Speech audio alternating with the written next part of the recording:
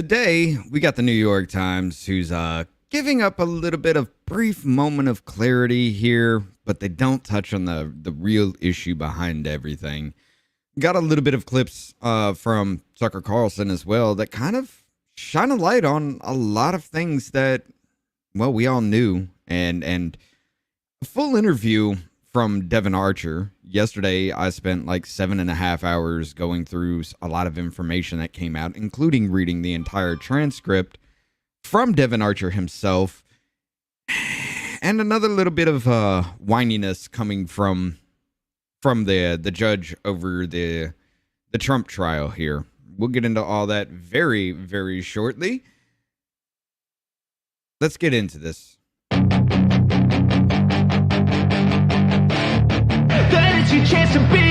Hey kid, don't ever let them get inside your head. They'll tell you what to do in life instead of everything you know that you could get. Don't let them guide your life towards regret. I'll fight for what I love with every breath. My past is filled with things I won't forget. I use them all to push me to my best. So treat the worst of times just like a test. If only I could go back in time, I'd tell myself that everything will end up alright. Just push yourself, test yourself, figure out what you like, and find your limits, don't be rigid, always work towards a prime. Surround yourself with open minds, people can change your life. A few friends with intent can help you feel alive. Find a passion, take some action, and with a little time, just be patient, make a statement, try to enjoy your life. They'll try to kick you while you're down. They wanna rise up while you drown. They wanna fill your head with doubt. They're silently scared that you'll figure it out. I'll make it look like I'm losing, won't bother hiding my bruises. And when they finally think you're wounded, then it's your chance to be ruthless. I'll make it look like I'm losing, won't bother hiding my bruises. And when they finally think you're wounded, then it's your chance to be ruthless. Welcome to the Off-Label Podcast, ladies and gentlemen. I guess it is now in a regular dose of insanity in an insane world here, trying to still get back on track with everything. It's been a hell of a few months for us. But do y'all remember the Atlantic article? The one that was saying, let's declare a pandemic amnesty because we didn't know what we know now, even though all of us were screaming from the heavens about all of the information. Yeah, there was a lot of mixed feelings about that from a lot of different people, but the whole concise answer was absolutely not. We will never forgive. We will never forget. But we got another one coming up here. It touches on the issue, but it doesn't dive right down deep into it at all. But I just want to go ahead and respond to this and get this out here, because it's a small, brief moment of clarity, but I feel like people are going to go ahead and double down once again on this. So without further ado, let's take a look at this. This comes from the New York Times. It's an opinion piece by David Brooks, written August 2nd, 2023. What if we're the bad guys here? Goes on to say, Donald Trump seems to get indicted on a weekly basis, yet he is utterly dominating his Republican rivals in the polls, and he is tied with Joe Biden in the general election surveys.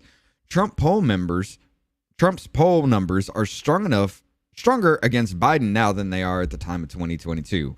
What's going on here? Why is this guy still politically viable after all he's done? Let's go ahead and pause. It's because people are actually understanding that the government is weaponizing everything against people, and Donald Trump seems to be the catalyst for it all. He seems to be the martyr that you guys want to make. I mean, throughout from 2016 all the way till even today, even the people that don't like him, you make defend him because you lie constantly. You have lied about everything. You can't stop lying to save your life. So people are starting to realize now that, hey, the media is lying to me. And those that actually looked into the E. Jean Carroll case were incredibly stunned to witness that the lawyer, or the judge in that case, Judge Kaplan, intervened in that trial several times on behalf of E. Jean Carroll, telling Joe Tacopina that he can't make his point. He needs to move on. So if your defense cannot make a point to defend you, then what's the point of the trial at all? But yeah, why does his poll numbers keep going? Well, because you keep attacking him for stupid shit to try to remove him from the ballot. And yes, Joe Biden did tell Merrick Garland to prosecute Trump. Joe Biden is weaponizing the Department of Justice against his political opponent. Don't get it twisted. I mean, he was looking into the Ukraine situation even before Joe Biden started running for office. He got wind of it and then decided, I'm going to run for office. And then everybody was screaming about election interference once he said he was running for office and the information started to come out. And then there's a lot that happened in between till here. So people are starting to realize that you are nothing more than a lying sack of crap. But let's move on. We anti-Trumpers often tell a story to explain it. It was encapsulated in a quote of the University of North Carolina political science Mark Hetherington gave my colleague Thomas B. Edsall recently. Republicans see a world changing around them uncomfortably fast, and they want it to slow down, maybe even take a step backward. But if you are a person of color, a woman who values gender equality, or an LGBT person, would you want to go back to 1963? I doubt it. What? What makes you think that that's actually what's happening there? Mark Hetherington talking to Thomas Edsall. Mark, what is your problem? What is your deal? Are you really that stupid? Because you sit there and say, we're trying to go back to 1963. Really? Or is it the fact that they scream about equality and all this while wanting special privileges? Is it a fact that you talk about a person of color? Is it the fact that they've lied to the point to where they've rioted in damn near every major city across this country and still doing it today? Hell, there was a riot in New York City because a streamer was going to give away a PS5 and the police arrested him before he could do so. And they rioted for it. So when you sit there and have the media say that black people are being hunted in the street and all of these negative things come out about police supposedly killing unarmed black people, yeah, things are going to happen. But it's all because you lied about it. You lied about the stats. You lied about the numbers. You lied about everything to start a race riot, to start a race war. So, that comment about person of color, you're just disgusting for it. A woman who values gender equality. What rights does a woman not have that a man has? Gender equality? No, you just want more. You want better equality. You want better privileges. You want more rights because there's nothing that a woman can't do that a man can do. I mean, even the wage gap was just debunked time and time and time again. But yet you are convinced that women should be able to degrade and insult and put down men on a massive scale. And men shouldn't be able to do anything or say anything about it because, well, they're just evil. They're the patriarchy. And then you let men pretend to be women and then prop them up and take everything from you so you can scream about the patriarchy that you created. Or an LGBT person. Oh, wonderful. This is great because there's absolutely nothing they don't have that anybody else does. The problem arose when you started targeting children, which is par for the course, and it's normal for that to happen because people will defend their children.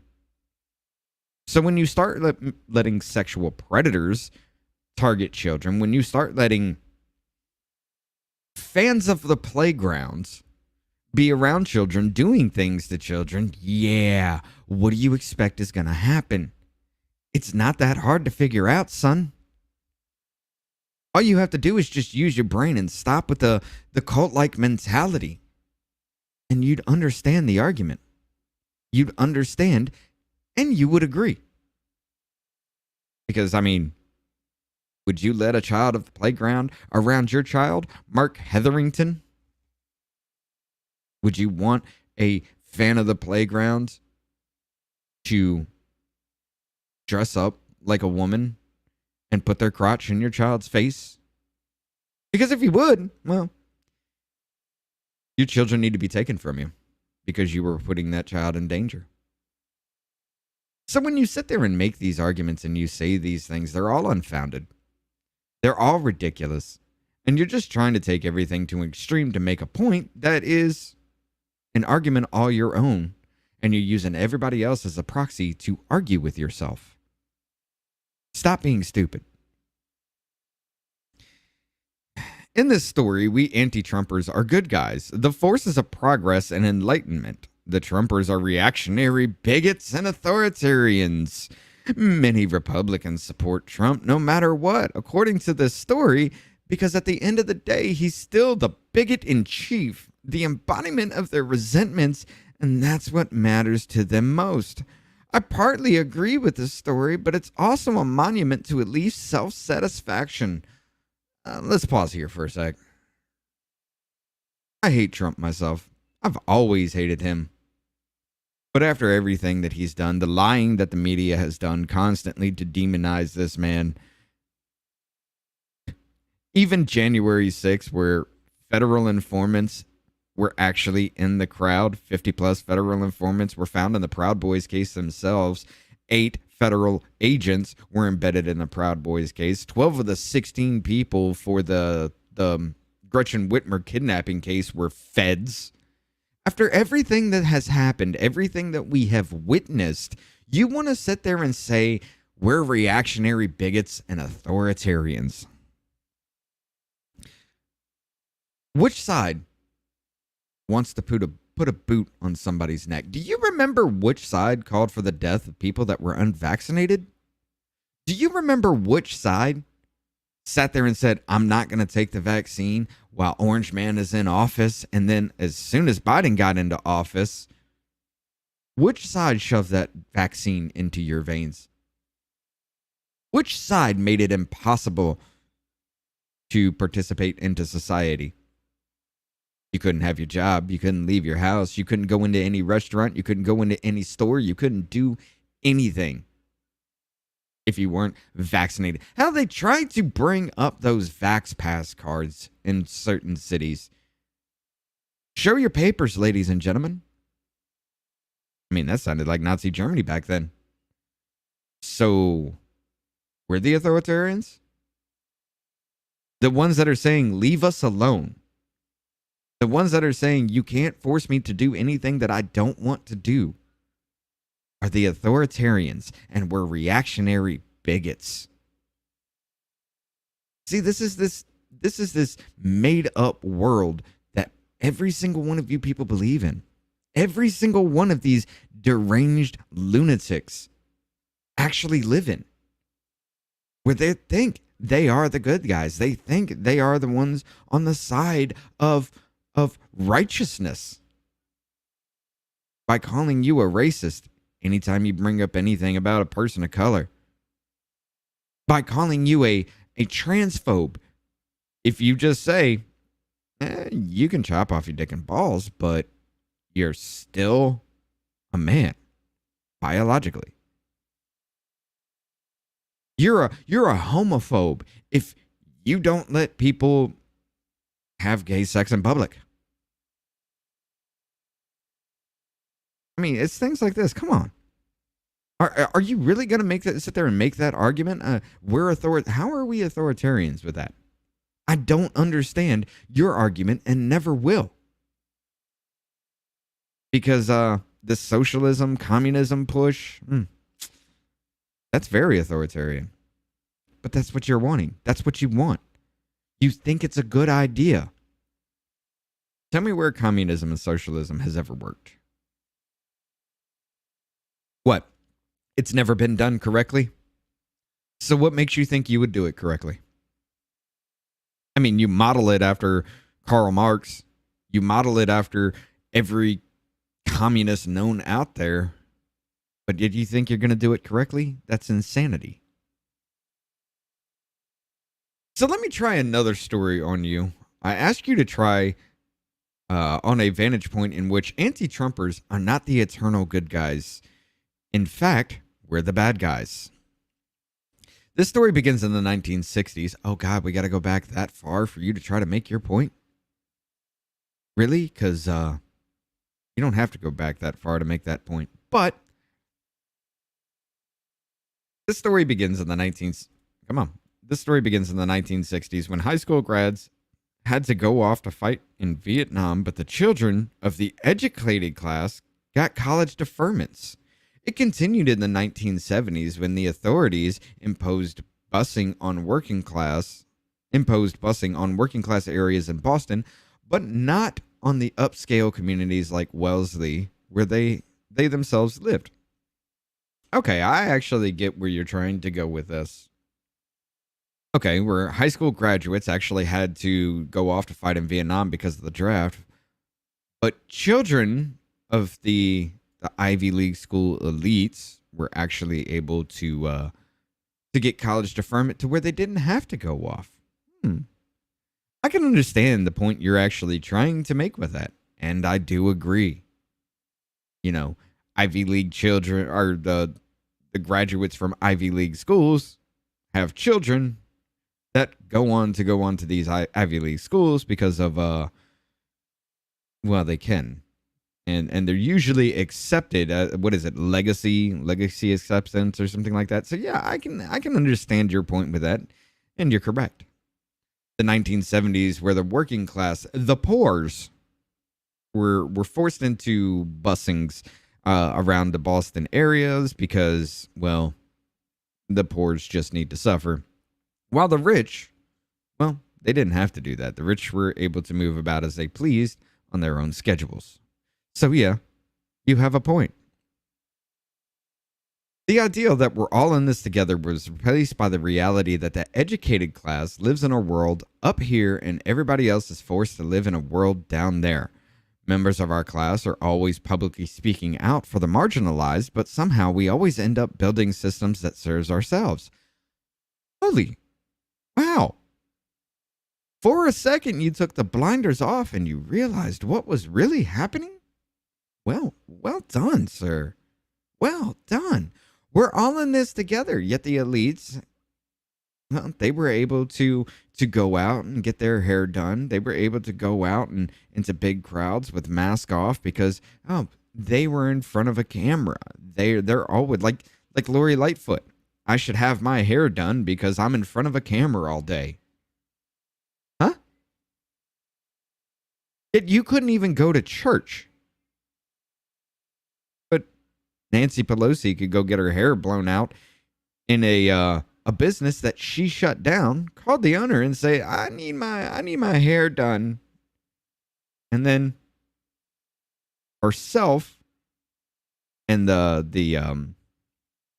hairdresser was the only one in the store, but she wasn't wearing a mask, but she forced the hairdresser to.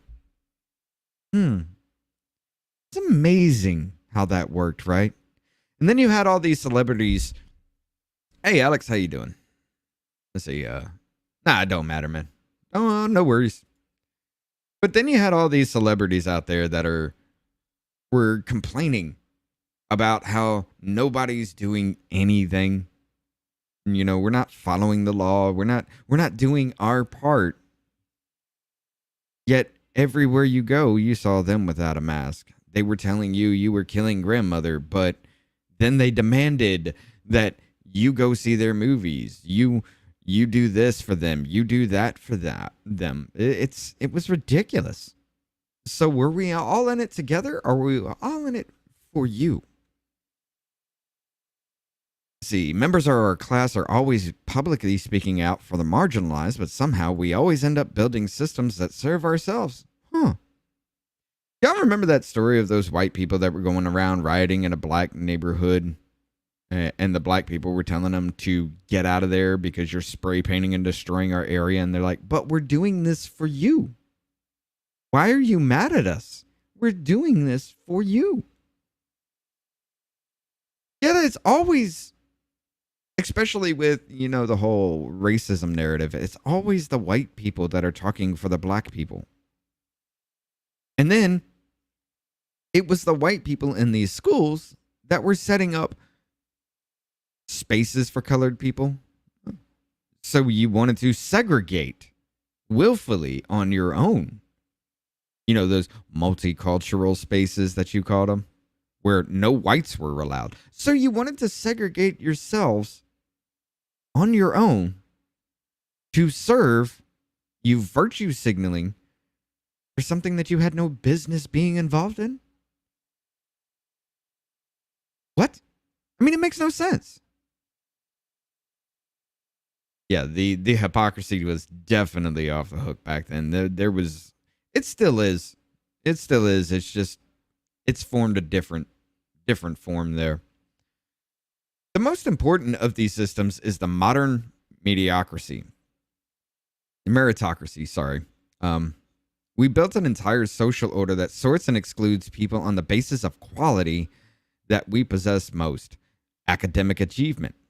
Highly educated parents go to elite schools, marry each other, work at high-paying professional jobs, and pour enormous resources into our children, who get in the same elite schools, marry each other, and pass their exclusive class privileges down from generation to generation. You get it.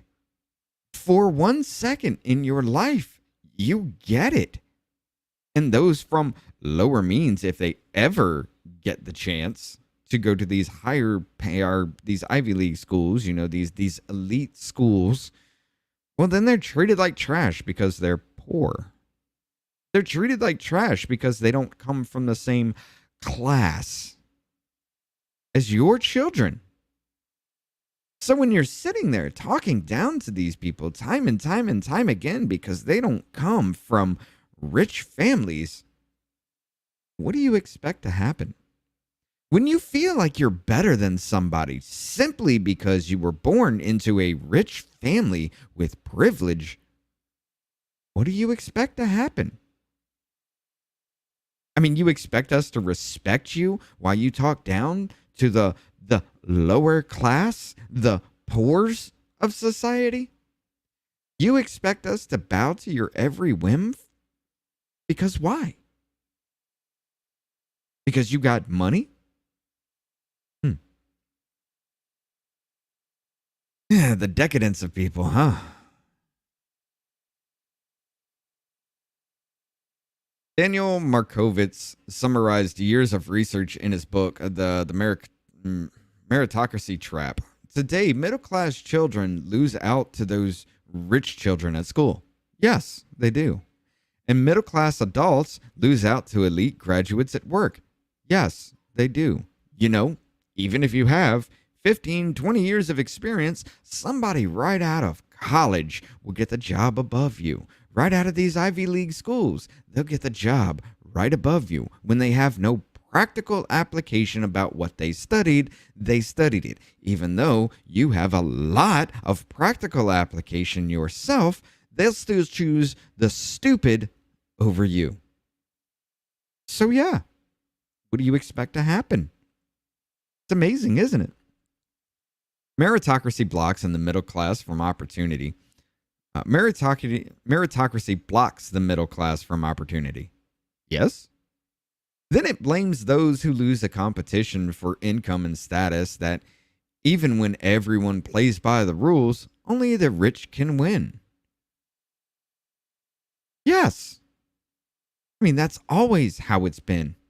I mean, even at a young age, we're told we can do anything. We can be astronauts. We can even be the president. Do you realize how much it costs just to even get your name on the ballot for presidency? It's millions of dollars. Do you expect if you were even had great ideas and could run this country effectively and do things that would actually do some good for the American people and prop us up, would you be able to be president? Do you have millions of dollars just to put your name on that ballot? Never mind the rallies, never mind the funds that you would have to have just to do all that. Would you be able to do that? Because they can. And yet they still have you donate to them so they don't have to use their funds to do that. But yet, do you think anybody would fund you if you wanted to run for presidency? I mean, you'd have to be a person at least famous enough to have your ideas out there in the first place and people to understand what you're saying, which means you already have the money to be able to do this by yourself if you wanted to in the first place. The meritocracy isn't only a system of exclusion, it's an ethos. During his presidency, Barack Obama used the word smart in the context of his policies over 900 times. The implication was that anybody who disagreed with his policies and perhaps didn't go to Harvard Law must be stupid. That was one thing that really did bother me about Barack Obama. He always talked down to people. And he did it in a way where people didn't realize they were doing it. He was just always talking crap about the American citizens and calling them dumb. I mean, wasn't it his wife or whoever she may be, really, Michelle, whatever it is? Wasn't it his wife that said once he got elected, it was the first time in her life that she ever was proud of America? She was proud to be an American citizen for the first time in her life. Yeah, she was talking down to every single one of you. She said it was shameful to live in America being a black person until her husband was elected. Never mind everything that has happened. Never mind all of the black people that have been propped up in society. Never mind all that. It was shameful to live in America until her husband was elected. Yeah. He was insulting you every time he turned around, every time he got on camera. He insulted the American people. Over the last decades, we've taken over whole professions and locked everybody else out. When I began my journalism career in Chicago in the 1980s, there were still some old, crusty, working-class guys around the newsroom. See what I'm talking about? You still can't stop from insulting people because they're not like you. Even when you're having this moment of reflection, moment of self-reflection, you still can't stop from doing it. It's amazing. Let's see. Now we're not only a college-dominated profession, we're an elite college-dominated profession.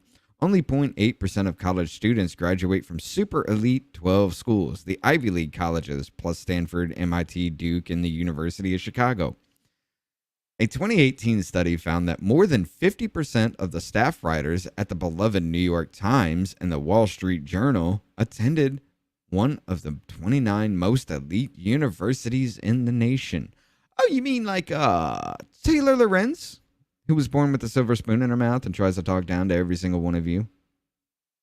You know, the same woman that was on screen crying and whining about cyberbullying and then started doxing people left and right because she felt like she could.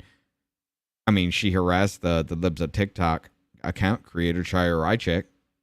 She harassed her family after doxing that woman and then still has the nerve to cry to you and try to say you're the bad person. And every single one of these journalists here, from every one of the New York Times, the Wall Street Journal, all of you all lie and talk down to the American people like we don't know what's going on. Like we don't have the ability to look at these things and make a determination for ourselves about these things, make up our own mind about these things. I think it was actually from the Wall Street Journal that wrote an article saying don't do your own research because you're too stupid to understand what you're looking at. Don't do your own research. Just listen to us. You're too stupid to understand these numbers because we come from the privileged class. We are the educated. We know what it says. We will tell you. Yeah. Writing in Compact magazine, Michael Lind observes the upper middle class job market looks like a candelabrum. Those who manage to squeeze through the stem of a few prestigious colleges and universities in their youth can then branch out to fulfill leadership positions in almost every vocation. To have children that are subpar in intelligence and get pushed through these Ivy League schools because their parents graduated from these Ivy League schools to go ahead and continue to populate the planet with those who've subpar intelligence, and they demand you listen to them. Yeah. You're actually understanding for a second, Mr. Brooks, and it's amazing.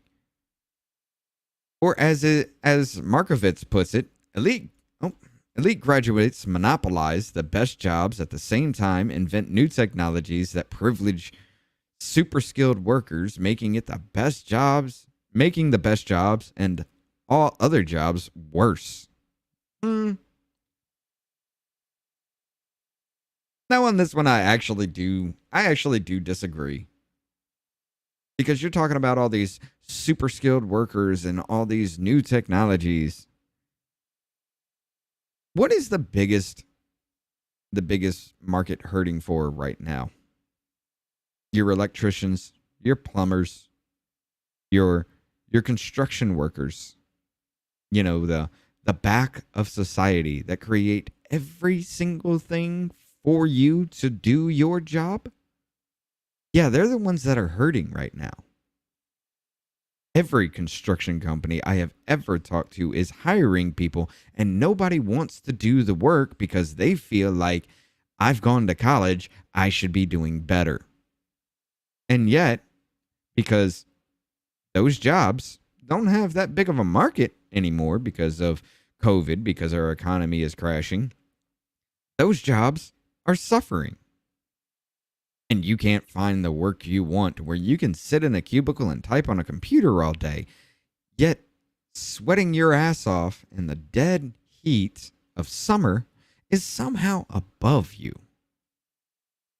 So you take on massive amounts of debt that you cannot pay for and refuse to humble yourself and go into fields like electrical, to go into fields like networking, go into these fields where you actually have to do manual labor that would pay for your college tuition, your college bills, while you look for a job in a better field. You refuse to do that.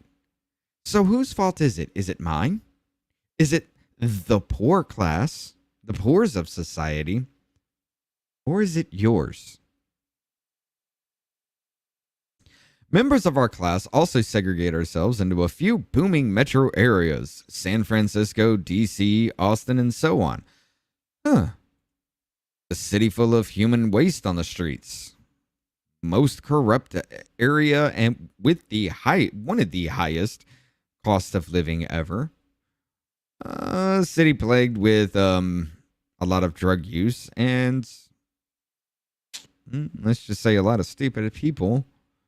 And so on. Well, yeah, let's look at Detroit. Detroit's not one of them, but let's look at Chicago. Let's look at New York City. Let's look at the mass exodus of people from these cities that had the most draconian authoritarian rules for their citizens, and still to this day have these authoritarian draconian laws for their citizens. Let's look at the mass exodus of those people from those areas. You think that was a good idea? Because I don't. In 2020, Biden won only 500 or so counties, but together they are responsible for 71% of the American economy. Well, this is actually true. However, if you're responsible for 71% of the American economy, why is our economy so crappy right now? Why is it so horrible if you're responsible for the majority of the economy? Why is it so bad? Is it our fault? Because Trump won over 2,500 counties, responsible for only 29%. 29% of the economy still doing good. That 71% of the economy that you were responsible for is what has made inflation so bad, to where my bills before Biden took office were roughly around $1,200 a month. That's not including like gas and food and everything. Just to make this household function was roughly around $1,200 a month. Now, today, it's almost $2,000. So who does a better job? The 29% that are still functioning, the 29% that are still running, or the 71% that destroyed our economy in the first place? Because they wanted the lockdowns, ladies and gentlemen. They wanted the country to shut up, sit in your home, do absolutely nothing, and let the government that makes the vast majority of their money from you pay you off of the backs of the people that were deemed, what was it? Essential, I believe was the term.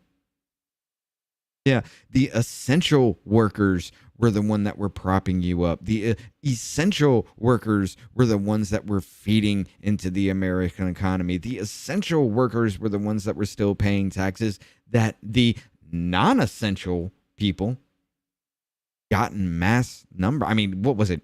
It went from like 2-4. It was like quadruple the amounts for unemployment.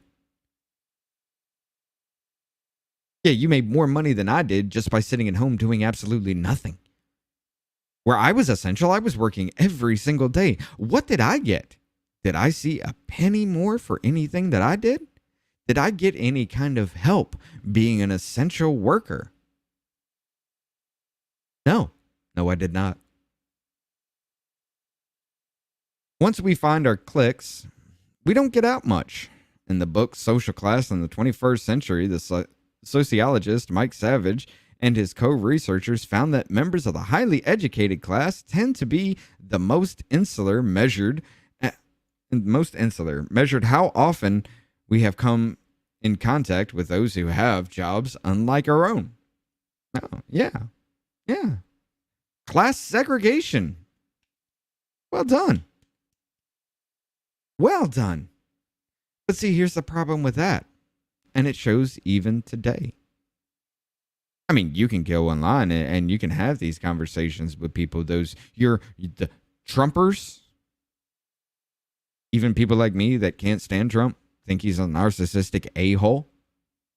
Somehow I'm a Trumper because I see how the weaponization of the government has been going on and how they have been attacking this man left and right. I see this and I speak out against it, but somehow I'm a Trumper.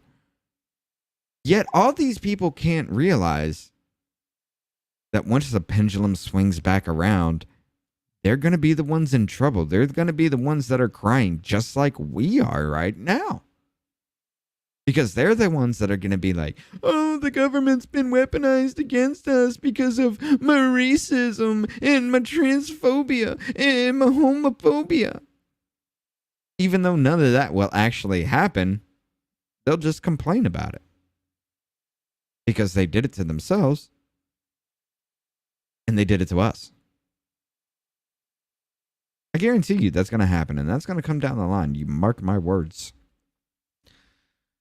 Armed with all kinds of economic, cultural, and political power, we support policies that help ourselves. Free trade makes the products we buy cheaper, and our jobs are unlikely to be moved from China, are unlikely to be moved to China.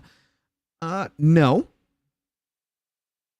Well, I mean, journalism, yeah, these stupid little jobs like that, yeah, they can't go to China. But the working class, the middle class, of course, they do. The construction workers, there's no way they can have their jobs moved to China. Because how are they going to build something for you if their job is in China? But yet everything else, the middle class people, they're the ones that are hurt the most from this. They're the ones that their jobs go over there because of cheap labor. They're the ones that push for these policies to hurt you in the first place because it makes sense, ladies and gentlemen. It's a free market. Oh, wait, all of this happened? Now the middle class has been destroyed. Well, we need socialism now. We need everybody to work for your paycheck yourself. Everybody must work. Everybody must do their part. So everybody gets the same amount of pay. Everybody gets these equal outcomes, except for the privileged elite, because we're better than you. And then it falls into communism, and you wonder how. You can't vote your way out of communism, so what are you supposed to do then? Kazakhstan? I mean, if you know what that means, then you know. If you don't, look up at what happened. Just what just happened to Kazakhstan not too long ago. Open immigration makes our service staff cheaper, but new, less educated immigrants aren't likely to put downward pressure on our wages. Oh. Wait. You actually came right out and said it. You said the quiet part out loud, sir. Let me read that again. Open immigration makes our service staff cheaper, but new, less educated immigrants aren't likely to put downward pressure on our wages. Maybe it's because they're just happy to be here, to make a buck, to live in a country that they actually believe in, that we're told of this American dream that you sold to them and then pulled up the ladder behind you. And then you wonder why they vote against you when they realize the American dream was a lie. You wonder why they revolt against you when they realize you've been lying to them their entire lives. You wonder why. You just came right out and said it. Open immigration is better for us because we can pay them less. But yet they're not going to help us raise the minimum wage because we can pay them less and they're happy for it.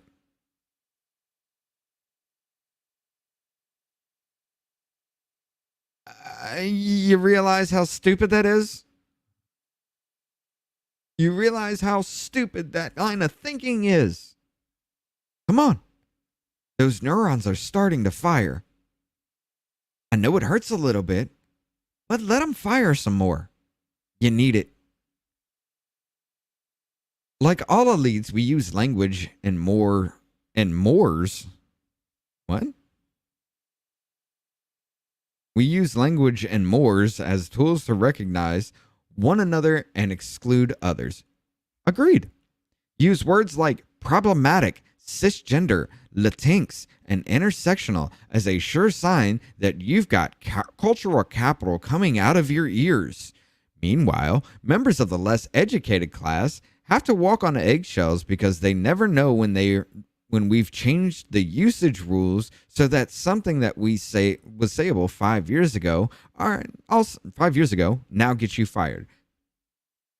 Hello. Say it again for the stupid in the back. We use these big words that we feel better using ourselves then we change the rules about everything. And the people who just want to be left alone and don't want all the stupid shit to be thrown at them, well, now they got to walk on eggshells because, well, we changed the definition of racism to suit their needs. We changed the definition of woman to suit their needs. We changed the definition of every word just to suit us. And the people who just don't care, the lower class, are now like, hey, that person's a black person. Oh, you're racist. You're racist. You have to say people of color. You're racist. Now we've got to fire you. Now we've got to get rid of you. Oh, that's a dude. You're a transphobe. Now you're going to be fired. We're going to take everything from you. You're never going to be able to get a job again because you're transphobic. And regular people are like, what just happened? And the only thing I can do is look at them and say, welcome to the fight. Sit down. Let me catch you up on what just happened. Let me catch you up on what's been going on. And it breaks their brain when you get that, when you actually have that moment with them.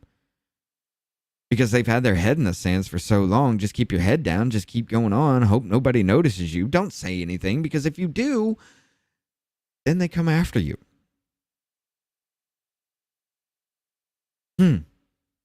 Interesting.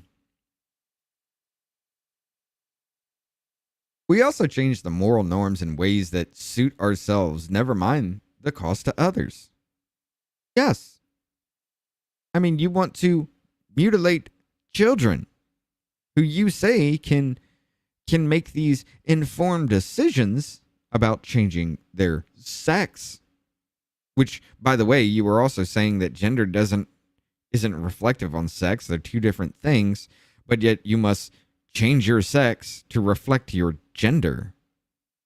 But it doesn't make sense. But anyway, yes, you do. You change the norms to suit you, and you don't care who it hurts along the way. But yet, we're the bigots. Yet, we don't care about children. Yet, we're the ones that just hate society.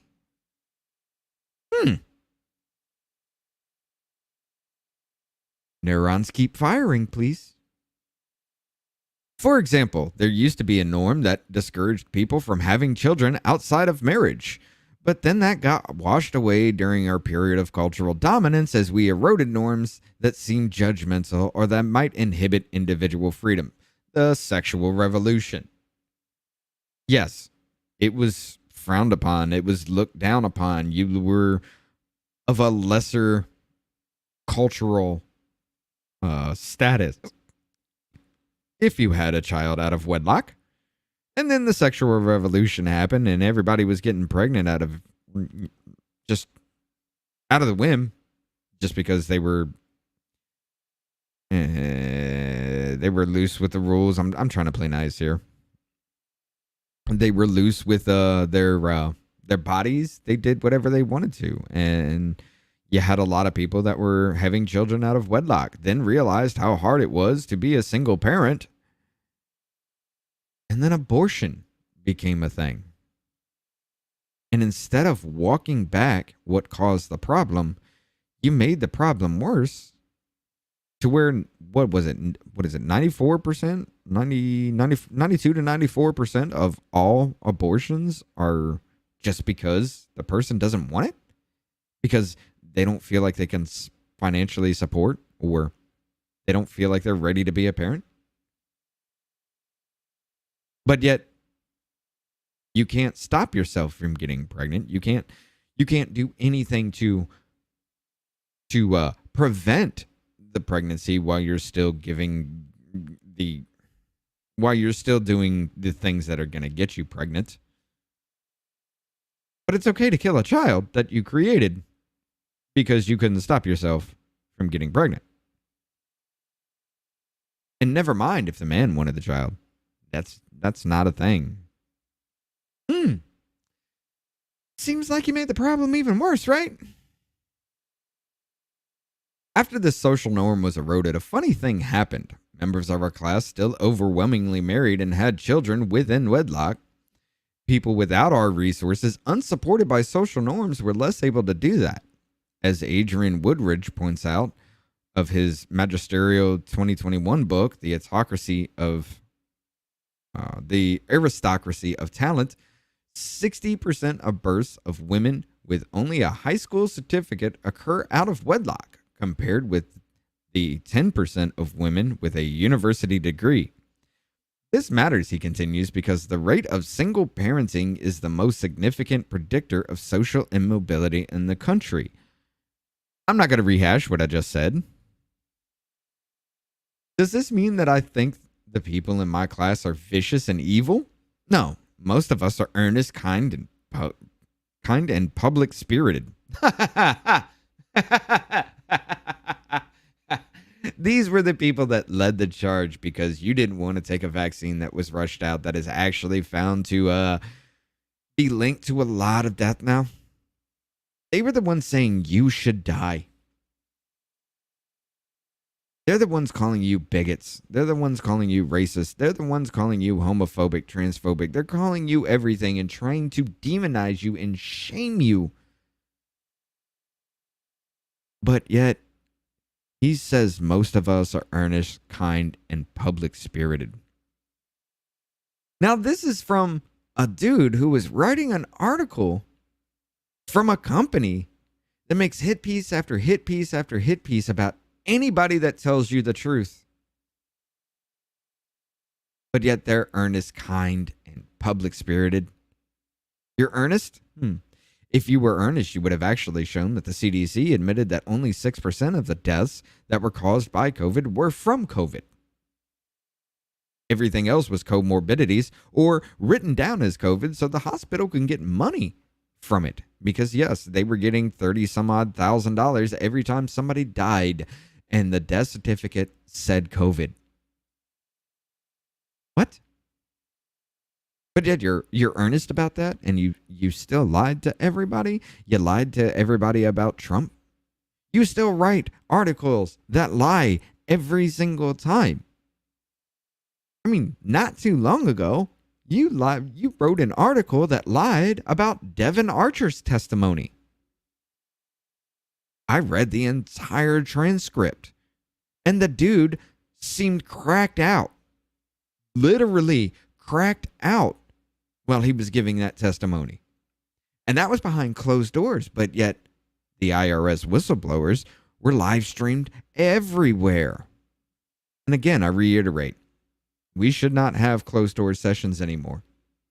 Everything that happens within our Congress, everything that happens within our government and our judicial system should be put on full display for everybody to see.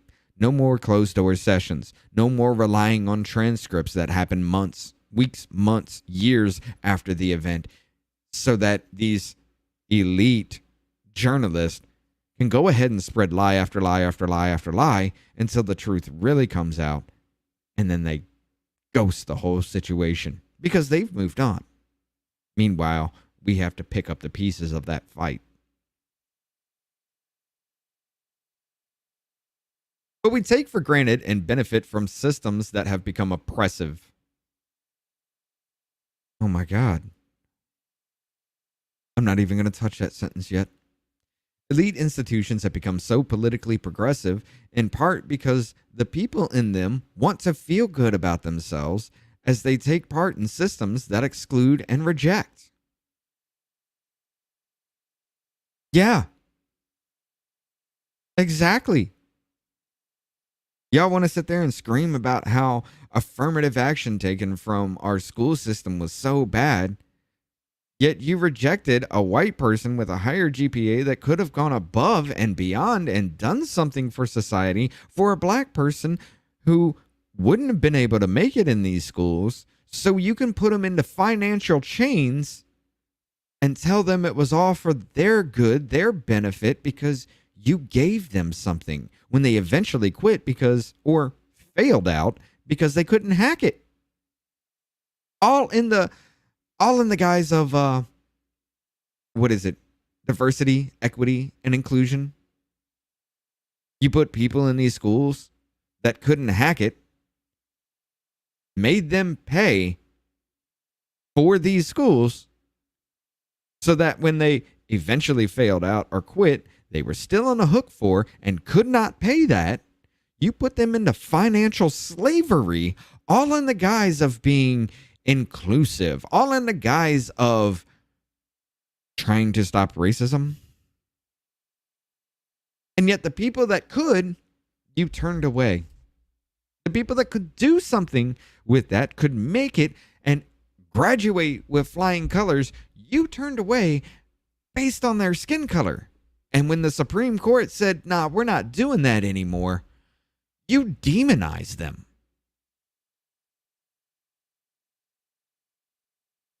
You're understanding. Let those neurons keep firing, Mr. Brooks. Please let those neurons keep firing.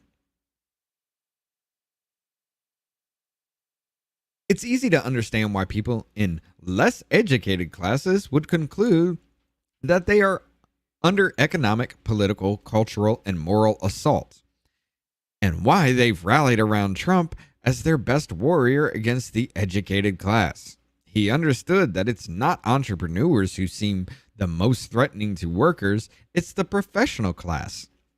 Trump understood that there was a great demand for a leader who would stick his thumb in our eyes on a daily basis and reject the whole epistemic regime that we rode on. Again, you are correct. Well done, sir. Again, you hit the nail on the head with it. Well done, sir. It is distrustful populism. If distrustful populism is your basic worldview, can't read. The Trump indictments seem like just another skirmish in the class war between the professionals and the workers. Another assault by a bunch of coastal lawyers who want to take down the man who most aggressively stands up to them. Of course, the indictments don't cause Trump supporters to abandon him. They cause them to become more fiercely loyal. That's the polling story of the last 6 months. Congratulations. You somewhat get it. You somewhat understand, but you've just scratched the surface of it all. Again, you're not trying to touch on the weaponization of the federal government against the little guy, including putting the man who got mad at a parent-teacher conference, and I think it was Loudoun County, because he got mad at the people who allowed his daughter to be anally raped in a bathroom by a boy in a skirt who apparently did that at another school before, and nobody said anything. But he was branded domestic terrorist because he got mad and stood up for his daughter. I mean, everybody's what are Jesus? The Gadsden flag, ladies and gentlemen. That was a sign of domestic extremism, and people were kicked out of the military for having a Gadsden flag. The Betsy Ross flag, come and take it.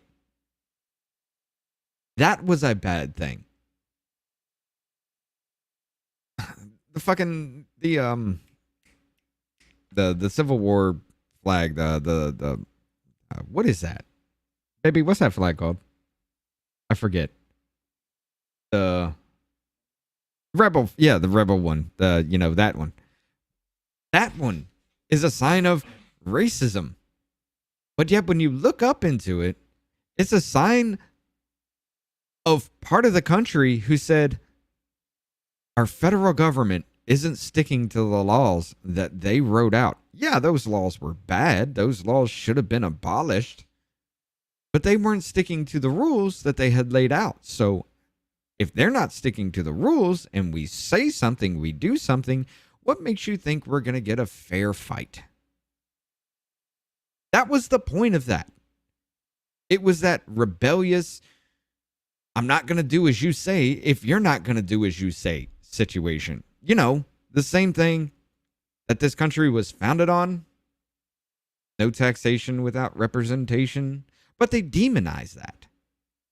They demonize that symbol because of the Southern heritage of slavery, when that's not what it represented in the first place. But people are stupid, especially these people who write these things to demonize people like you, to demonize people like me. These people are so stupid because they've been fed all their lives lines of bullshit. And here we are today.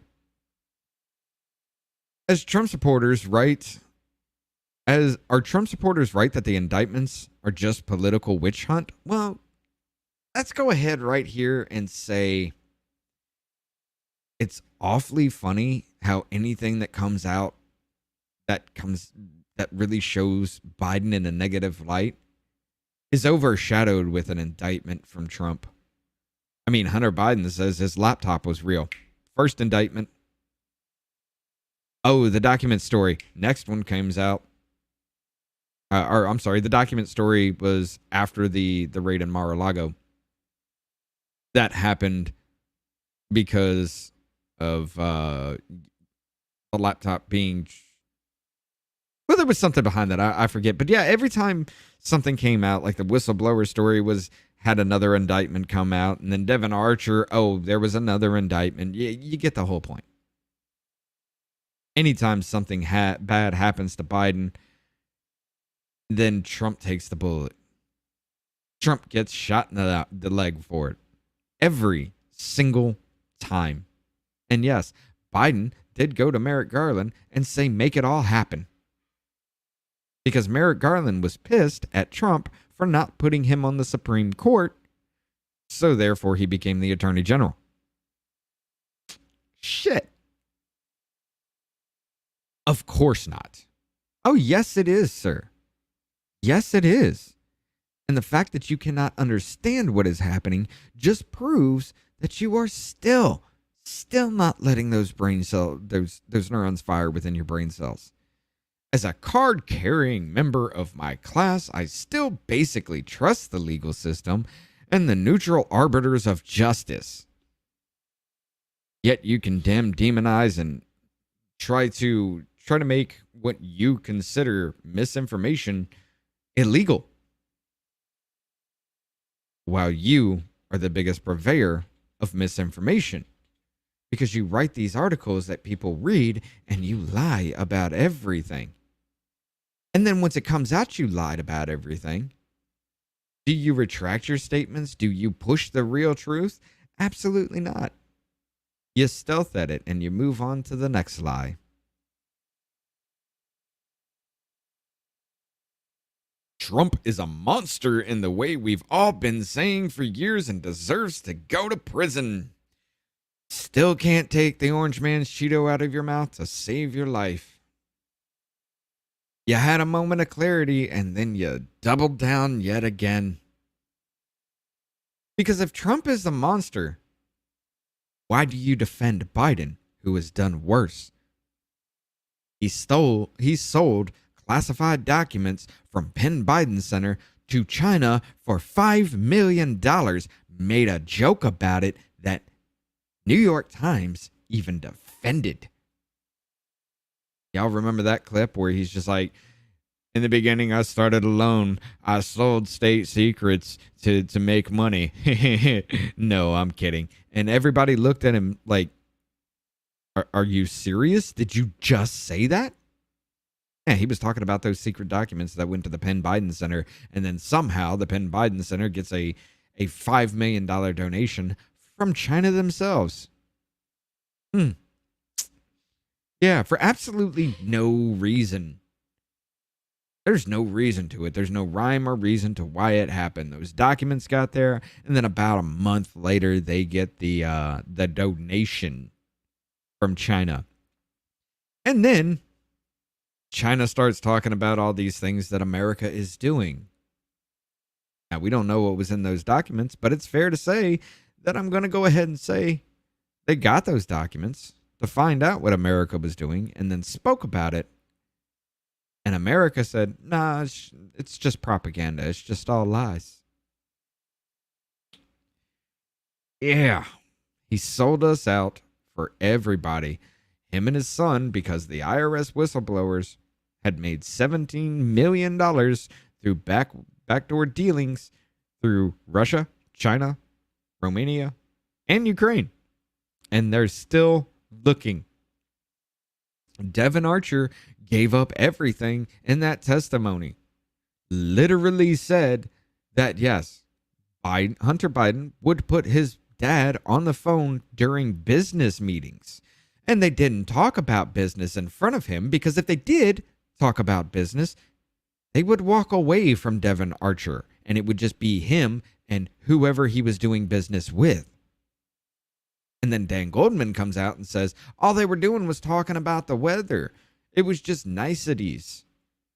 He didn't say anything. They didn't give up any information.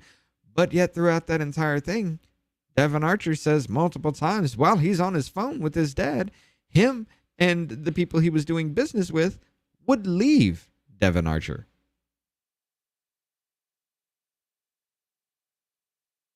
So yeah. But yeah, you say nothing about that. You actually lie and cover that up. You actually write story after story about how that's not real. New York Times was the biggest purveyor of how the laptop was Russian disinformation. And then they laughed in your face as they had to admit it. They laughed in your face. And as they told you it was real, they laughed at you for believing them. But yeah, Trump is the monster we've all been saying for years and deserves to go to prison. So does every single person within our federal government, right down to the military contractors. Every single person that deals with the government in any way, shape, or form deserves prison, not just Trump. But there's a larger context here. As the sociologist E. Digby Batzel wrote, again, there's the appeal to authority. History is a graveyard of classes which have preferred caste privileges to leadership. That is the destiny of our class now, or our class is now flirting with. We can condemn the Trumpian populist until the cows come home. But the real question is, when will we stop behaving in ways that make Trumpism inevitable? All you have to do is stop lying. All you have to do is tell the truth. All you have to do is stop screaming, oh, he's racist because of the very fine people. And then he went on to say, and I'm not talking about the neo-Nazis or white supremacists because they should be condemned totally. When will you disavow white supremacy? There's a video of him doing it 37 fucking times. Oh, he led the insurrection because he said to fight like hell and let your voice be heard peacefully and patriotically. Even though the barricades were broken 15 minutes before his speech was done. Oh, he was there watching. Did you forget about Cassidy Hutchinson and the Secret Service that were actually driving the cars saying that they weren't going to take him to the Capitol? Did you forget about all that? Because we didn't. I mean, it's these lies, man. Every single day is these lies. And they don't stop. But yet they're better than you. They're better than you because they went to these Ivy League schools to be brainwashed into thinking they're better than you. Into thinking that women are oppressed, into thinking that black people are being hunted in the streets, into thinking that chopping off a child's genitalia is a good thing. But yet they're too stupid to understand what they are signing when they go to college. So their college must be paid for because they don't understand. It's things like this, ladies and gentlemen. It's a stupidity. It's a moment of clarity that this guy had. And yet, still has to stick to his guns, still has to stick to the mental retardation right there at the end. Because if he didn't, he'd be hated. I wanted to point that out for you guys. I wanted to read the whole thing and respond to the whole thing just to show you exactly what these people are talking about on a daily basis. Exactly what they do and say. And at this moment in time, neurons are firing, but they're not connecting. Because as he just scratched the surface, didn't dive into any problem really, he's just asking the question and then has to justify that question by not taking the orange man's Cheeto out of his mouth. Yeah. But we got another one here. This is really, really, really, really interesting. Now this video is very, very choppy. Okay. It's like it's lagging a bit. But it's par for the course for something that maybe was probably deleted from like a hard drive or something, and then the data from that was recovered later on.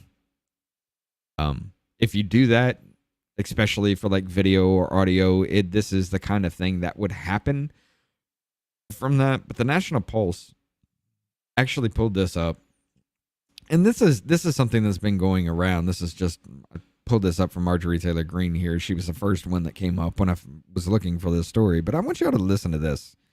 This is the chief of the Capitol Police talking with Tucker Carlson about January 6th. And this is massive. It's not like we don't know already, but the chief of the Capitol Police pretty much tells you exactly what we've all been conspiracy theorists for.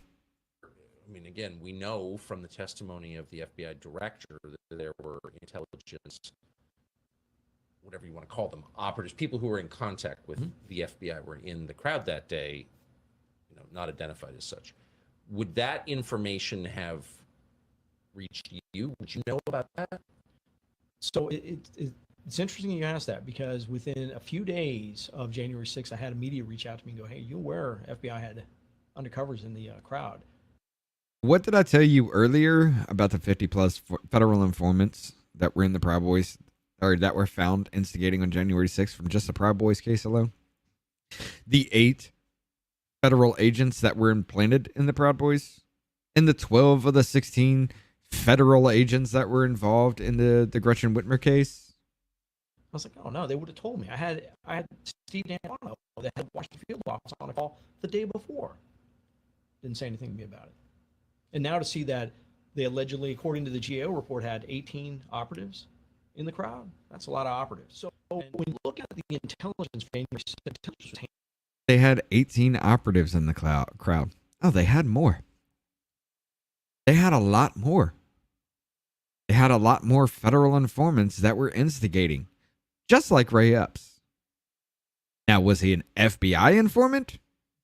From everything that we read? No. So was he an informant for the NSA? Was he an informant for DHS? Was he an informant for anything else?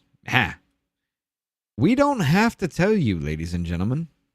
And just in the Proud Boys case, there was a document that came out that the defense lawyers told the judge, "Hey, we know about these 50 federal informants, though the government is not giving up the names or the positions or any kind of relation for these people. We know that they were there. Let the jury use that to sway their opinion about whether if our clients or defendants are guilty or not." And the judge said absolutely not. Turned to the jury and then told them, "You cannot let that information sway your opinion, because we don't have the names. We don't know where they came from. But just because you know that they were there, that cannot in any way change your opinion." Really? Handled differently than any of those big events that we talk about, especially for a big event that we see now, the threat stream that was associated with it. whether it was IMF, World Bank. You remember the 2000 Very, very IMF, well. pretty I was there for that. Yeah. 2000 the Bush inaugurations, the violence with that. We would have had an executive briefing with the FBI. Would have been called into a skiff. By the way, the Bush inauguration, what he's talking about, the violence with that, is because Bush won by suing one county in one state for the votes. But yet, calling the governor of Georgia and saying, look, I know there's something going on down there. You need to find these votes, is somehow election interference and election fraud. What? I mean, Bush won because he sued one county in one state. In 1960, Richard Nixon actually threw away the Republican, certified Republican electoral vote for an alternate slate of electors and counted the Democratic vote. Yet Mike Pence doesn't have the authority to do that. Huh. Really? Because the precedent was set by Richard Nixon that it could. As a matter of fact, there were absolutely nothing that say you couldn't do that up until 2022. It's interesting how that happens, right? Rules for thee, but not for me. All the local chiefs saying, hey, this is the type of stuff we're seeing. There would have been what's called a JIB, a joint intelligence bulletin push out. None of that was done this time. No conference call. I mean, it would have been usual for FBI to host a regional conference call. But you think 18 is a lot for that kind of event? I think so. I mean, I would think so. In fact, that we weren't aware, and I think DHS is now saying they had a number of HSI, Homeland Security Investigations people in there as well. So 18 FBI agents. DHS had more. There was a lot more, including federal informants, 50 of them from the Proud Boys case alone. I'm not going to say the vast majority, but a good amount of the crowd that was there were federal informants. And they were the ones instigating. Like the guy in red in the Proud Boys case. That dude was pointed out to be at every single breach of the Capitol. He was the one that broke the window that Dominic Pizzola went through. He was the one that broke the window. Dominic Pizzola finished smashing the window, and he went through. The guy in red that has yet to be identified or even arrested for anything was the one that instigated a lot of the breaking and entering, because he was at every single breach. Sounds like a number of the intelligence agencies had resources in the crowd. So it was in the parlance of the internet, it was crawling with feds. I would say there's a fair amount of law enforcement in the crowd. That's what it now appears when you add the 18, and I think DHSI said they had 20, possibly 20 out there, if not more. That starts turning into a lot of people. Have you ever seen anything like that before? No, I have not. Not that many. Not for a major event in Washington, D.C. Down in the mall. I might expect to see, Secret Service may have some undercovers. Yeah, FBI may have a couple. MPD may have a couple, but nothing like that. That's a lot. It is a lot. It is a lot. And you wonder why everybody is saying that it was a setup. You wonder why they're saying it was a psyop. Yeah, that's a conspiracy theory. And then there's this. Devon Archer had a conversation with Tucker Carlson that Tucker has released. This is just the first part of it. This right here is kind of, it's telling. It really is. So you worked with Hunter Biden in a bunch of different businesses. What were the specific skills that he brought to clients? Well, at the end of the day, he had a career in Washington, Yeah. Graduated Yale Law School, and had a very big network in DC, and brought that know-how and understanding of DC and ultimately the Biden brand. The know-how, so as far as I could tell, he wasn't doing legal work. I mean, Correct. he wasn't in the counsel's office at Burisma, right? No. So But yet he had a a law firm called Owasco PC that was getting funds, yet had no clients, no clientele, no jobs, nothing on record to prove that any money could have been paid for their work. The network and the Biden brand sounds like the kind of key component of Absolutely, what yeah. he was bringing. Yep. Do you think that he would have been in those businesses, not having a business background, without his father being in a government position? It's hard to speculate in those regards. I mean, Yeah. I think when we initially met and he talked about his advisory business, his business that needed to transition from lobbying to advisory and the interest in private equity, it seemed, it seemed like a new and interesting network for us to expand our business. Whether he could have, been in that position, it's hard for me to speculate. Right. But obviously, the brand of Biden, adds a lot of power when your dad's the vice president. For sure. Yes. And that's what he was saying. Those 20 plus times that he had his dad on speakerphone while he was doing business, just to say, "Hello, how's the weather? Hope everything's doing good for you, son." And if they spoke business, they would walk away from Devon Archer and it would just be Hunter Biden and whoever he was supposed to be doing business with while they were still on speakerphone with their dad. You can't spin that any other way. I'm sorry. It's a telltale sign. Sure. And there was a time, maybe 10 years ago, when private equity, maybe like AI now, was just one of those terms people were throwing out. I'm in private equity. Right.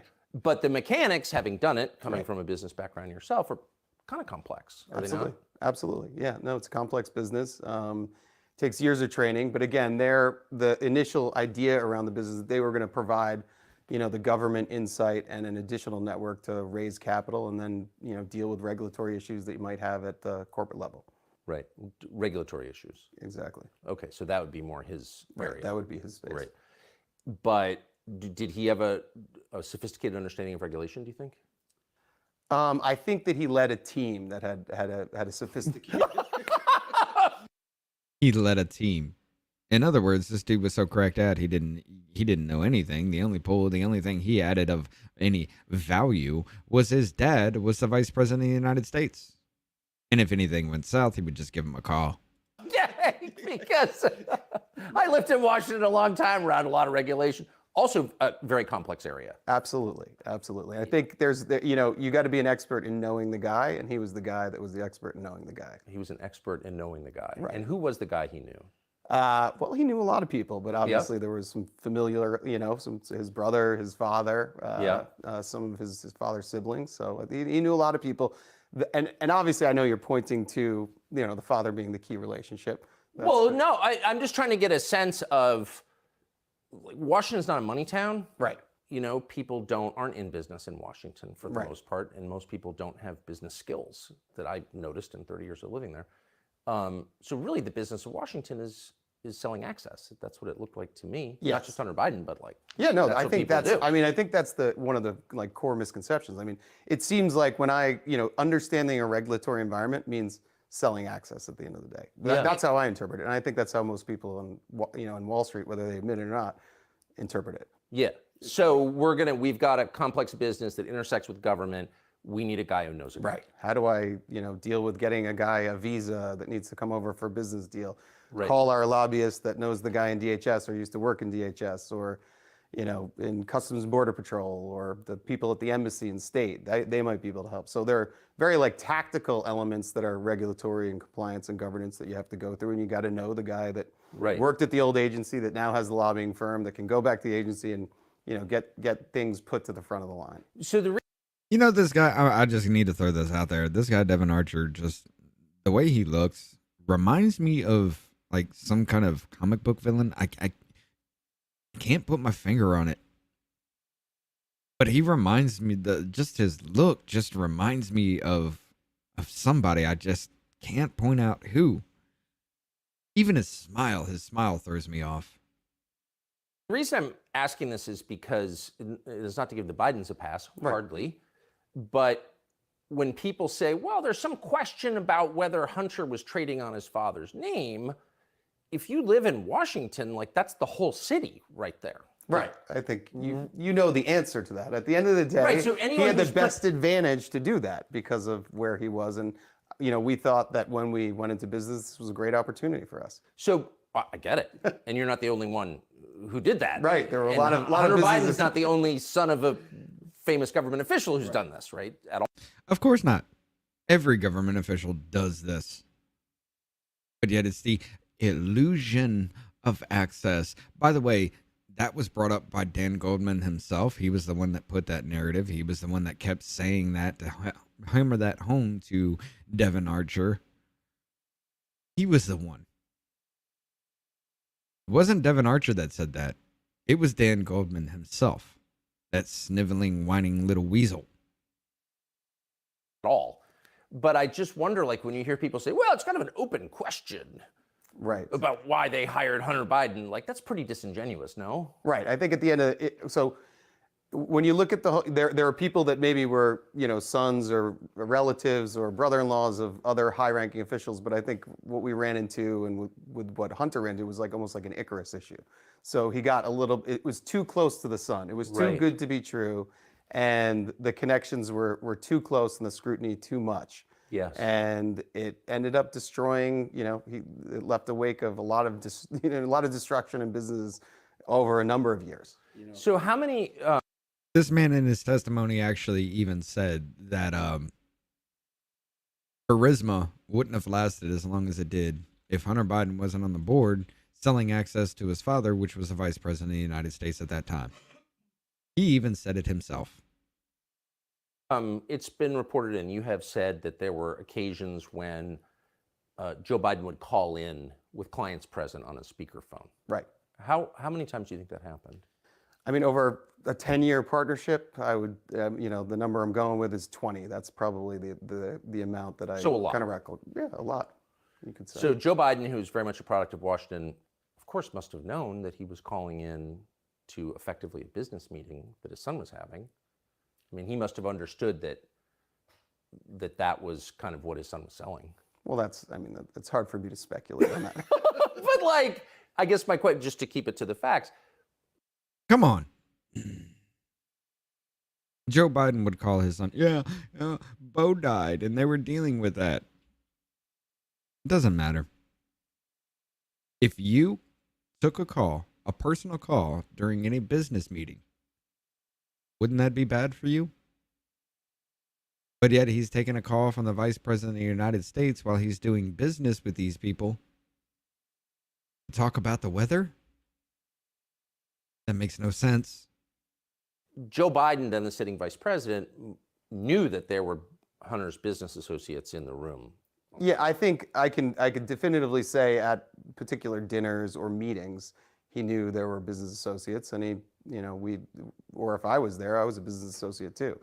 Yeah. So I think, or if any of the other colleagues from the D.C. office or the New York office were there. So yeah, at times there were. From the to be completely clear on the calls, I don't know if it was an orchestrated call in or not. It certainly was powerful though, because if you're sitting with a foreign business person and you hear the vice president's voice, that's prize enough. I mean, that's pretty impactful stuff for anyone in the world.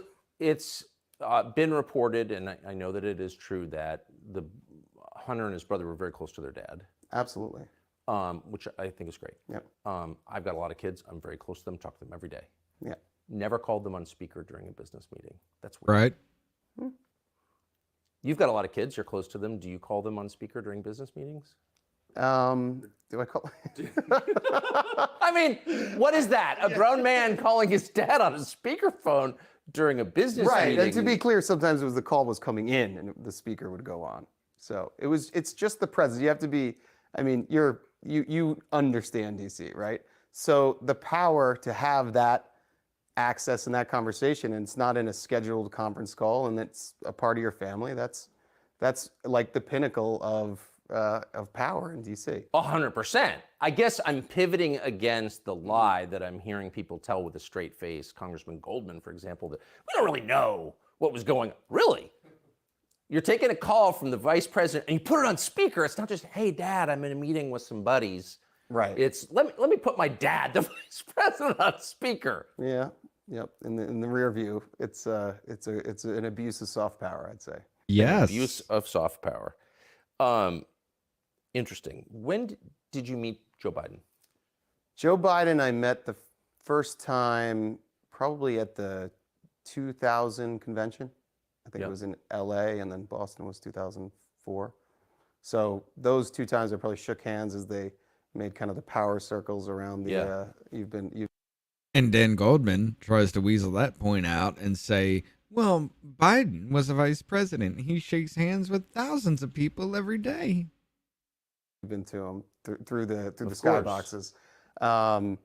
And then following that, really when our partnership started in 2008, 2009-ish, conversation started. That's when I re-met Hunter and actually had a sit down and meal with him, talked about the transition from lobbying into strategic advisory, and then kind of a some type of coalescence around having a private equity fund that would have this unique access and understanding of a regulatory environment in DC. Again, Got it.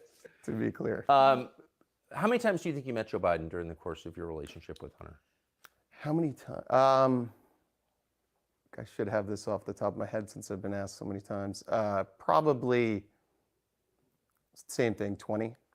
So I got one last question for you, and we'll do a much longer interview and get the entire story. But we found this letter, kind of amazing. It's from January 20th, 2011, which I think puts you in your late 30s, mid to late 30s. right. Okay, so you're a younger man. This is from the Vice President of the United States, Joe Biden, to you personally, and it's personalized here at the bottom. Devon Archer, Rosemont Seneca Partners, that was your partnership with Hunter Biden in Georgetown. Dear Devon, I apologize for not getting a chance to talk to you at the luncheon yesterday. I was having trouble getting away from hosting President Hu Jintao, who was running China at that point. I hope I get a chance to see you again soon with Hunter. I hope you enjoyed lunch. Thanks for coming. Sincerely, Joseph R. Biden Jr. P.S. Handwritten, happy you guys are together. So, Yeah. You can't sit there and tell me that that wasn't planned in any way. You can't sit there and tell me that the whole thing about selling access to the President of the United States was not a real thing. Happy you guys are together so we can do some backdoor dealings and make $17 million off of 4 different countries that the IRS alone knows about. Never mind what else they're looking into. Never mind what else they're finding. Never mind anything else. So there are many levels here. But here's the Vice President of the United States saying to you, a man in his mid-30s, who's not a government official, I'm sorry I was occupied with the guy who runs the world's largest country. I would much rather talk to you and thank you. What was he thanking you for? Well, first of all, it's a lovely letter, and it was.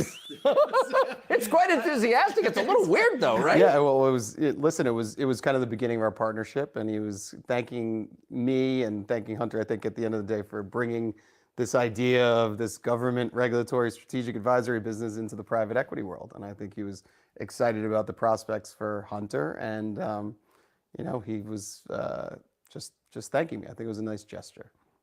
He was excited about the prospects for Hunter. I mean, the dude, he's an idiot. How was he able to sit on the board after everything from that testimony, everything that I've read off? You can go to the Voice of the People channel on Rumble, because that's the only place I did it. But after everything that I was reading, after everything that dude said, Hunter Biden brought nothing to the table except for his connection with his father, which was the Vice President of the United States.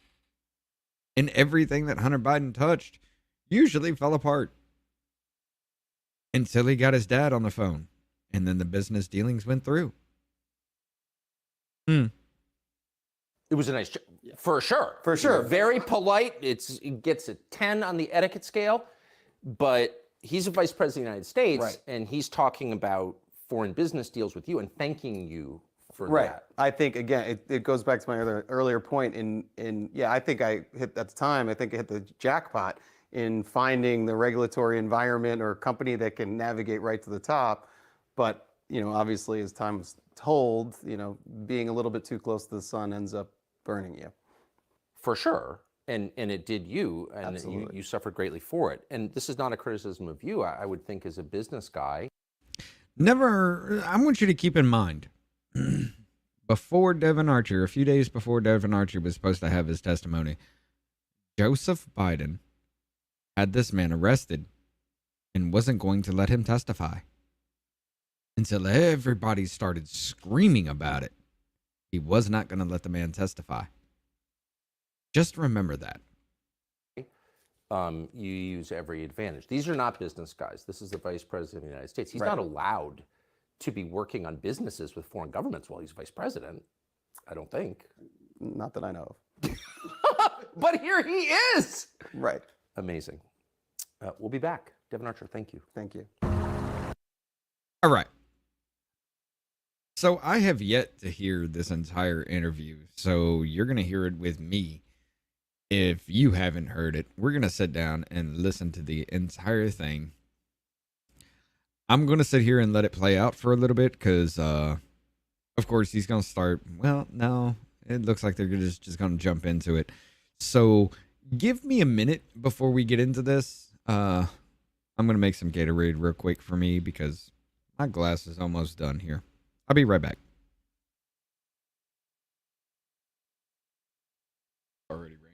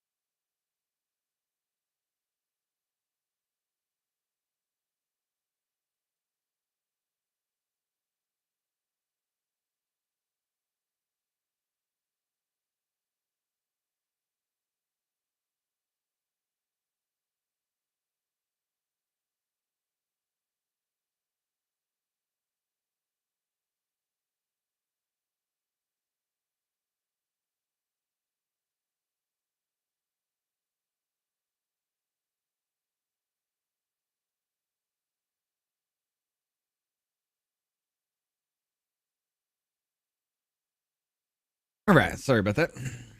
Let's go ahead and get started in this. Now, like I was saying, I went 7.5 hours yesterday, read the entire transcript, went through a lot of information about this whole thing. Pretty much caught up on the whole scandal, including looking into Dan Goldman and some of the messed up things he's said and done. I have yet to hear this, so this is the first time I'm going through this myself. But let's go ahead and play this here. So where are you from, and how did you grow up? So from Long Island. I was Yep. born in Seacliff, Long Island, which is a little Victorian kind of hippie town on the North Shore of Long Island. Born on the same street as my wife, Dayton Street. wow. Yeah, and so for the first 3 years we were together, on the same street. I'm a year older, so her mom used to babysit me when I used to eat Cheerios off the floor where she was pregnant with her, which was a pretty funny story. And I moved to Roslyn Harbor, which was a mile away. You ate Cheerios off the floor.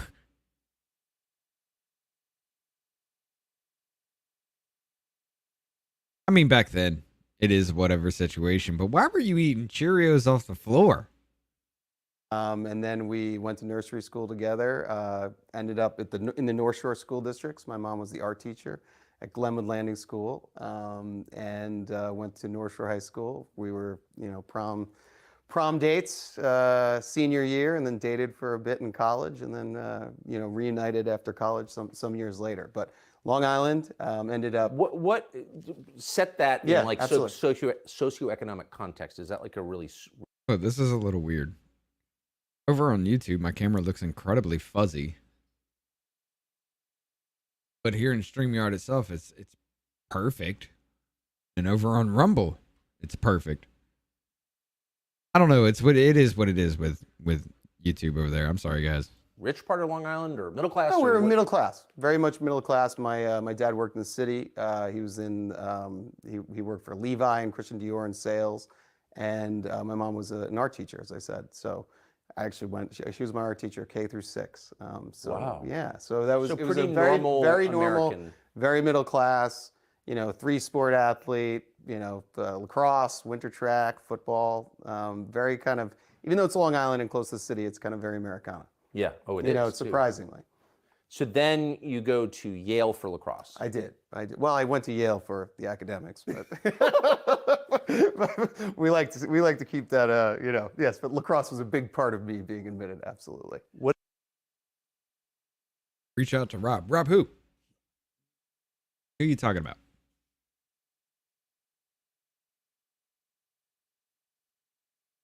What did you think of it? Was it a different world from the one you were from? Yale. Yeah, absolutely. Oh, okay, yeah. Actually, that's a good idea. We could definitely do that because I read that entire debrief, and I'm sure the entire transcript, and I'm sure he did too. And there's a lot of information on this, and yeah, I'll see what we can do about that. See if he's willing. It's a long time ago to reflect back, but it was certainly there was a big culture shock, both academically and socially, immediately, like first weekend of school. So In what way? just it was I got to school, and there were, I don't, without naming names, I was at the first weekend of school. I wasn't in New Haven, but out in the Cape with folks that the highways in New York were named after, and Yeah. large condiments and tires and stuff like that. Large condiments. So it was definitely it was a big culture shock. But I mean, this got part I don't care about pretty really. quickly from a academic standpoint. The academic rigor was certainly from a public high school in Long Island relative to Taft or Exeter or Andover. There was a quick learning curve, but it was attainable. And then socially, I think I did a fine job as well too. So ended up at Yale. Went through 4 years. We had a successful lacrosse career there, which was an absolutely incredible experience, and kept you in line, kept you in shape. Yeah. Less distracted from everything. And graduated. I ended up a quick stint into your world. Ended up working on the Olympics for NBC for Bob Costas down at Well, that's pretty cool. in '96 in Atlanta. And then went on to take a job at Citibank. So that's where I got my first Asia experience. I was fascinated with Vietnam and had studied some contemporary American history in college. My dad was a veteran. He was a Marine, served in combat on the Hai Van Pass. In Vietnam. In Vietnam. So he was in Vietnam when he was 23. I had gone on a trip around the world, and really just one of the stops was Vietnam. One of my Had he told you about it when you were growing up?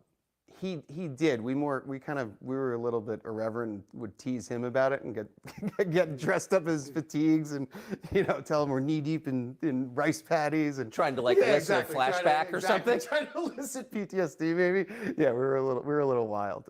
me and my 3 brothers and sisters. So he didn't talk about it much, but we tried to bring it up a lot. It was kind of. That's pretty funny. Yeah, it was. So you wound up working for Citibank in Vietnam? I wound up getting a job with Citibank in in Vietnam. I kind of orchestrated it through an uncle that had a relationship at Citibank. And yeah, ended up getting a management associate job there. Moved to, they just opened. Doi Moi was kind of underway, which was the, the not necessarily privatization, but the opening of Vietnam post the war, the conflict, the war of American aggression. Yeah. I have no idea why it's still been, fuzzy. Coach to say as if you live in Vietnam for some time. So went there, was a management associate, was in Hanoi for a year, and then a couple of years in Ho Chi Minh City. And ended up at Citicorp Asia Capital Limited, where I was in private equity. So Wow. that was the beginning. Where'd you go after Vietnam? After Vietnam, I It is what it is with the camera. There was a nonprofit that had come through to produce a film about Vietnam, which involved a bike ride on mountain bikes from Hanoi to Ho Chi Minh City. It was Long an way. 18-day ride, 1,200 miles. And we had a production team actually video it. Citibank, they asked me at Citibank to sponsor it, so I wrote a letter to New York and said, "Can we sponsor this amazing event? We've got 100 NVA disabled soldiers, and we've got 100 American veterans, primarily disabled, and we got on bicycles and hand cycles. I piloted a blind veteran that had been shot near Khe Sanh, and spent 18 days on a bike going over those memories. And then, actually, this is how I left Citibank. I got a call. So this is an amazing experience, yada yada. I'm sitting at my desk at Citibank in Ho Chi Minh City, or I forget what office I was in. Got a call and said, we had such a great time with you riding on the bike. Would you come back and produce, be a co-executive producer on this film? And you could get a job. One of the benefactors of the charity was a Goldman guy. One was at Equitable Financial at the time. And they're both the CEOs or senior partners. And they're like, we'll give you a job. You have the training at Citi. Just produce the movie for us. And so I went back, and we ended up, selling. I worked very closely with a great colleague down in Charlotte. We sold the film to NBC, title sponsor. We sold it to Reebok as a title sponsor. Got Dick Enberg to do the intro. Got Bruce Springsteen to donate a song. Wow. Yeah, Shut Out the Light, and it was a great success. We won the Emmy in '99. So Amazing. Daytime Outstanding Program Achievement. So 1 for 1 television production. This is my So you're an second time. Emmy Award winner. I am, yeah. Amazing. So what'd you do after that? So after that, I ended up going the one kind of principal at Equitable Financial had moved over to New England Financial. So he'd taken a new job as the chairman and CEO of New England Financial. I went into the special, strategic. It was a strategic management group, and did a little bit of. It was primarily almost like an in-house management consultant in finance, across the business. They put me on a lot of different special projects, and that was my job for the next couple of years. And then we were actually bought by MetLife, and so when New England Financial was bought by MetLife, I went down to New York very quickly in that acquisition. But my boss, who was the CEO and chairman, became the president of individual life at MetLife, a much bigger organization. So it wasn't as interesting an opportunity. So I went out and started a technology company with one of the consultants I'd worked with previously, one of the management consultants. I think it was at Arthur Andersen. And we started a tech company and sold that in 2004 to Coactive Marketing Group, which was a NASDAQ-listed company. And then from there, so that was kind of an exit while I was working very closely on the Carry for President campaign. So I was a volunteer. I was essentially raising capital, organized some different, I guess, surrogate tours and bus tours with some celebrities, stuff that's since backfired. But that campaign tag in 2004, it seemed to work. And basically was poised through kind of the success that I had in the fundraising, that I was going to go and take a job in the White House. So I thought I was, going to work in small business, or there was some other, there were all the larger kind of bundlers. I was a baby bundler. I think I was identified as in some in the New York Post at some point. But Baby bun, dude. This dude can talk. I can tell you that this dude can talk throughout the entire transcript of his testimony. He was literally talking in between everybody asking him questions, as soon as they would start talking, he'd just be like, yeah, I did that. Yeah. Even before they got the question out. The only way I could really get through it is the best way I can put it is reading it like he's an ADHD dog on crack. And yeah, it became fun reading that when I was doing it that way, but Jesus, reading that transcript just in a normal tone kind of it was hard. But I ended up looking at those jobs and looking at what we'd have to do in security clearance and all that. Long story short, it sold. Satara was the name of the company that sold, and poised to do that, we thought we were going to win, and then what was it, November 3rd, 2004, I basically hung a shingle and said I need a job because we lost. I remember that. Yeah. The part where you lost. The part, so I was in Boston. I think I was crying. I was with my wife. I remember in the hotel, like looking out at the acceptance stage, which like there was a couple of people running, walking around the stage and drunk. Yeah, exactly. People, unexploded fireworks, and so that was an unsuccessful run. But I spent a lot of time and put a big effort into it, and it was a great experience. We thought we were doing a great thing, and unfortunately, it's hard to beat an incumbent. So 2004 November, you're married, no job. Yep, we're without a job, and I team up with a partner, and we start Rosemont. We start Rosemont Capital, and Rosemont Capital starts really as in the private equity world, which in something called a fundless sponsor. So when you're out and in private equity early, you go out as a fundless sponsor, and what that means is you don't have a pool of capital to kind of draw on, but you look for an asset. You identify an asset you think is going to be a good private asset that you can either take public or sell to another strategic buyer. So that's always kind of like the infancy of a private equity firm, and a lot of fundless sponsors succeed. A lot of fundless sponsors fall by the wayside, and a lot of managers at fundless sponsors just give up. But if you have some early successes, you can end up establishing a firm, and we ended up establishing a multi-asset class boutique firm that was was fairly successful. Most of our success was in real estate. We ended up buying a real estate management company, and that was called Rosemont Real. We renamed it Rosemont Realty. It was called BGK or some acronym, and we ended up putting the Rosemont brand on that after I would say 5 years in business at Rosemont Capital. And that business was sold later in 2015. But at our peak, we probably had $3 billion of assets under management, which is kind of like your scorecard as a private equity manager.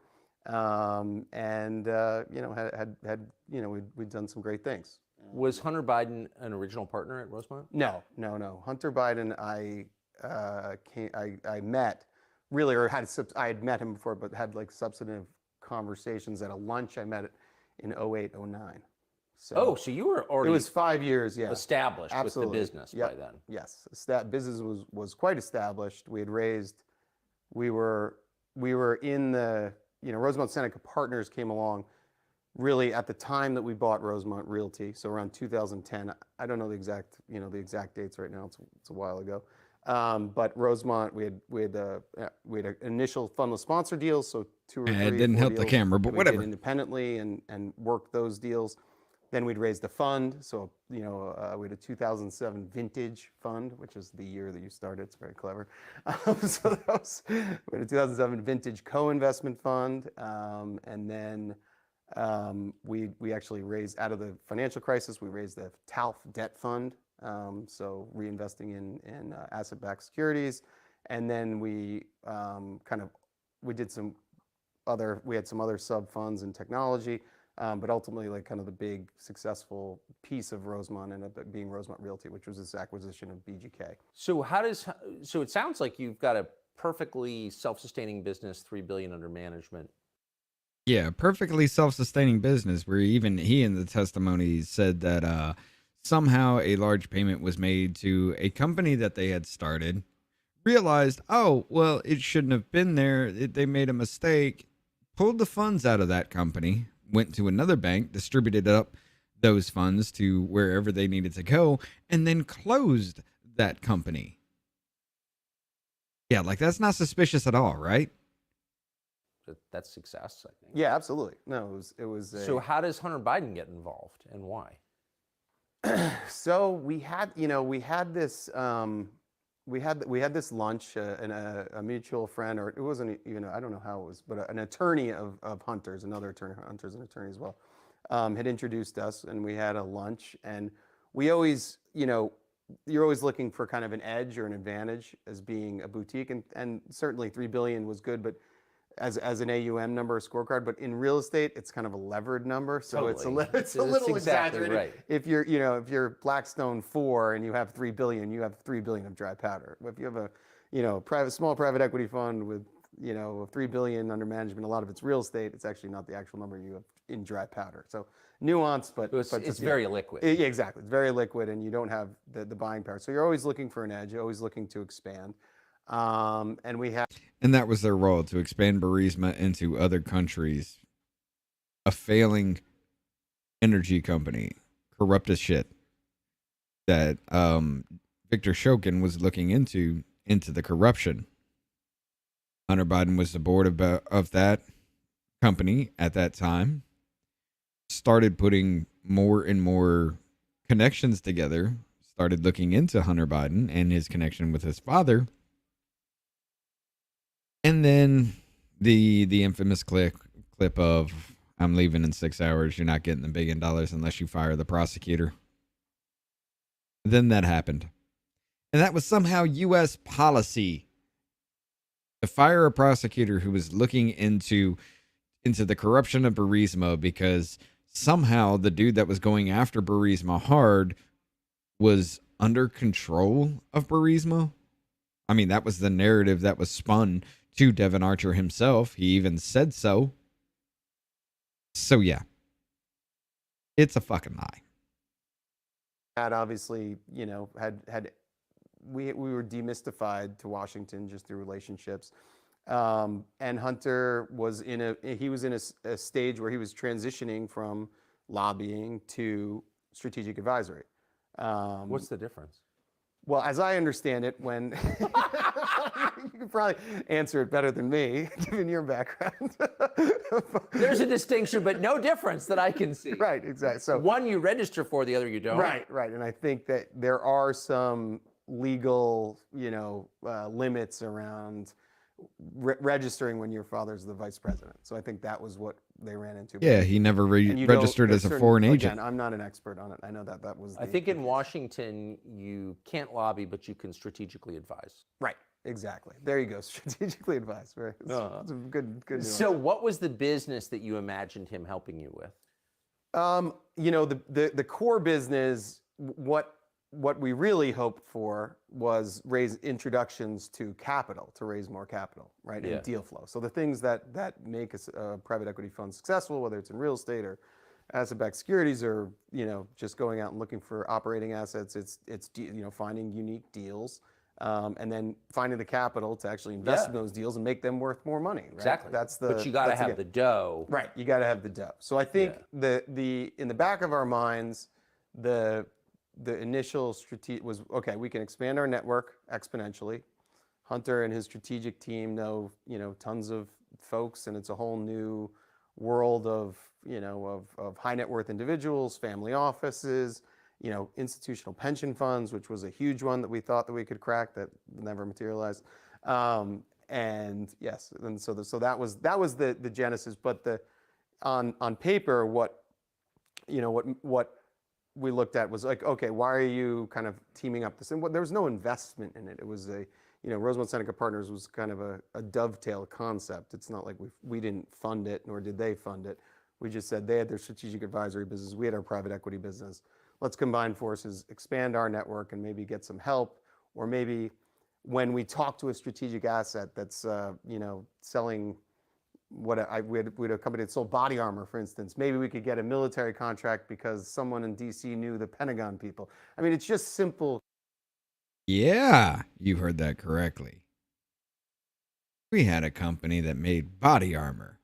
Maybe we could get in good with somebody in DC because Hunter Biden's father is the vice president of the United States. and could get that done. Really? Well, kind of connecting the dots. It is, but if I can just, and this is not a Yeah. criticism of you because I lived there, Yeah. I didn't see this either. But if you're looking for money, Washington logically would be the last place you would go. Right. I mean, you go to New York or maybe Los Angeles or maybe Dubai or Milan or places where people do business. Washington's not about business, it's about governance. Right. It's kind of weird, isn't it? And maybe a sign of deeper corruption that Washington is like the place you go to raise money. Yeah, I think where we were in this, in kind of the, in the world of private equity, we're a very small private equity fund Right. at the end of the day. So the network that you're going to is more family office, high net worth Right. individuals, and then maybe you get a breakthrough with a pension fund. So I think the fundraising elements of linking up with Seneca Partners was really that, but we took advantage of all the kind of strategic advisory work and the network that they had to promote to the assets, to promote to the other to people that were raising money from. Say, oh, listen, we have a DC office. We know how to operate. But This can, is going to but give us can I just advantage. ask, this is not related. Before we get into that part, he even said in his testimony himself, yes, they were trying to expand into DC, but the media there was starting to hit negatively because Hunter Biden's dad was the vice president of the United States, so they held off from that. You were not able to get pension money, right? No. But do you believe, having operated in this world, pension funds are some of the biggest investors in Absolutely, the world? they are Of the course. institutional investors. Exactly. Yeah. Do you think that political leverage allows people to get investments from pension funds? I mean, clearly it does. In the world? In the world, Yes, absolutely. Unfortunately, we were not able. But No, yeah. but you weren't able to. But like the idea that a pension fund would make an investment decision based on political calculations is like the definition of corruption, isn't it? Yeah, I Yes. think I think there's an entire world and business that's been focused on trying to create those lines of demarcation. I mean, it's one of the biggest. I mean, all the pension managers. I mean, it's a whole world. It's a bigger discussion. But yes, obviously, that would be the ultimate form of corruption. So just to sum up what I think we're hearing Sure. so far is that you're on a pretty conventional business track. Correct. You're working for a big bank at first, and then you decide to move into this burgeoning private equity world, Right. which really was exploding at the time. And then at some point, having gotten the business off the ground and it's succeeding, you look to Washington for opportunities there, Right. and you run to Hunter Biden or set up with Hunter Biden. Right. I'm set up with Hunter Biden, and again, at that time, it seemed like it was hindsight's 2020, but Of it course. seemed like an opportunity to just broaden our network, broaden our competitive advantage on the deal side by having this access or regulatory understanding of DC is how we properly say it, and maybe expanding our and getting lucky with a pension. You heard that, right? Having this access or regulatory understanding of DC, as we call it. Having the access to the Vice President of the United States of America. Fund introduction, Yes. or another large maybe there's a political donor that's $1 billion family office on the West Coast that Hunter has a relationship with. So I thought that was enough reason to kind of not invest in a new company, but just flirt with a joint venture at the end of Right. the day. So, and you're in your early 30s at this point. Yeah, You're trying to early make your 30s. way. You wind up, though, with this deal most famously with Burisma. Burisma. Yeah. Yes. How did that come about? So the Burisma deal came about initially. The CEO Zolszewski and Vadim. I'm going to abuse the name. I have it here. I've got it right Why here. don't you say it first, and then it'll. I can't. I got to put my glasses on. Pozharsky. Yeah. Yeah, so Vadim and Nikolai come through. They're working with they're in the network. Again, you're always expanding your network in raising capital and private equity, and work with this group, Tri-Global Group, which famously also worked with Mayor Giuliani, which Yes. was another one of their clients, which we found out later, but it was kind of interesting. They had on their fundraising list Nikolai and Vadim, who were the CEO and the CEO, owner, and corporate secretary of Burisma, and they'd come through New York. Pozharsky. Yeah, there we go. we'll just use Vadim, I think. It's Vadim. Yeah, that name so is they hard come to through New say. York. I was actually on a business. That name is hard to say. I think it's like Porchensky or something like that. I don't know exactly, but yeah, I just called them. I couldn't even say their names. I just called them Z and P. All these names, and there's another dude that's really hard to say. It was like Reyes something, and I just called him K. I just started treating it like Men in Black. You know, their agents are like J, K, V, P kind of thing. I just started talking like that because that was the easiest way to just go about these names because, yeah, it made no sense. It's just like throwing letters together to make a name. Trip in Asia, and they're taken through, and you know, the Tri Global Group says we're working on, you know, these things. One of the funds that we're marketing is Rosemont Real Estate Acquisition Fund 1, REEF, and they show it to them, and that's probably, you know, I'll probably get the dates wrong, but that's maybe in the early, you know, the 2012 range.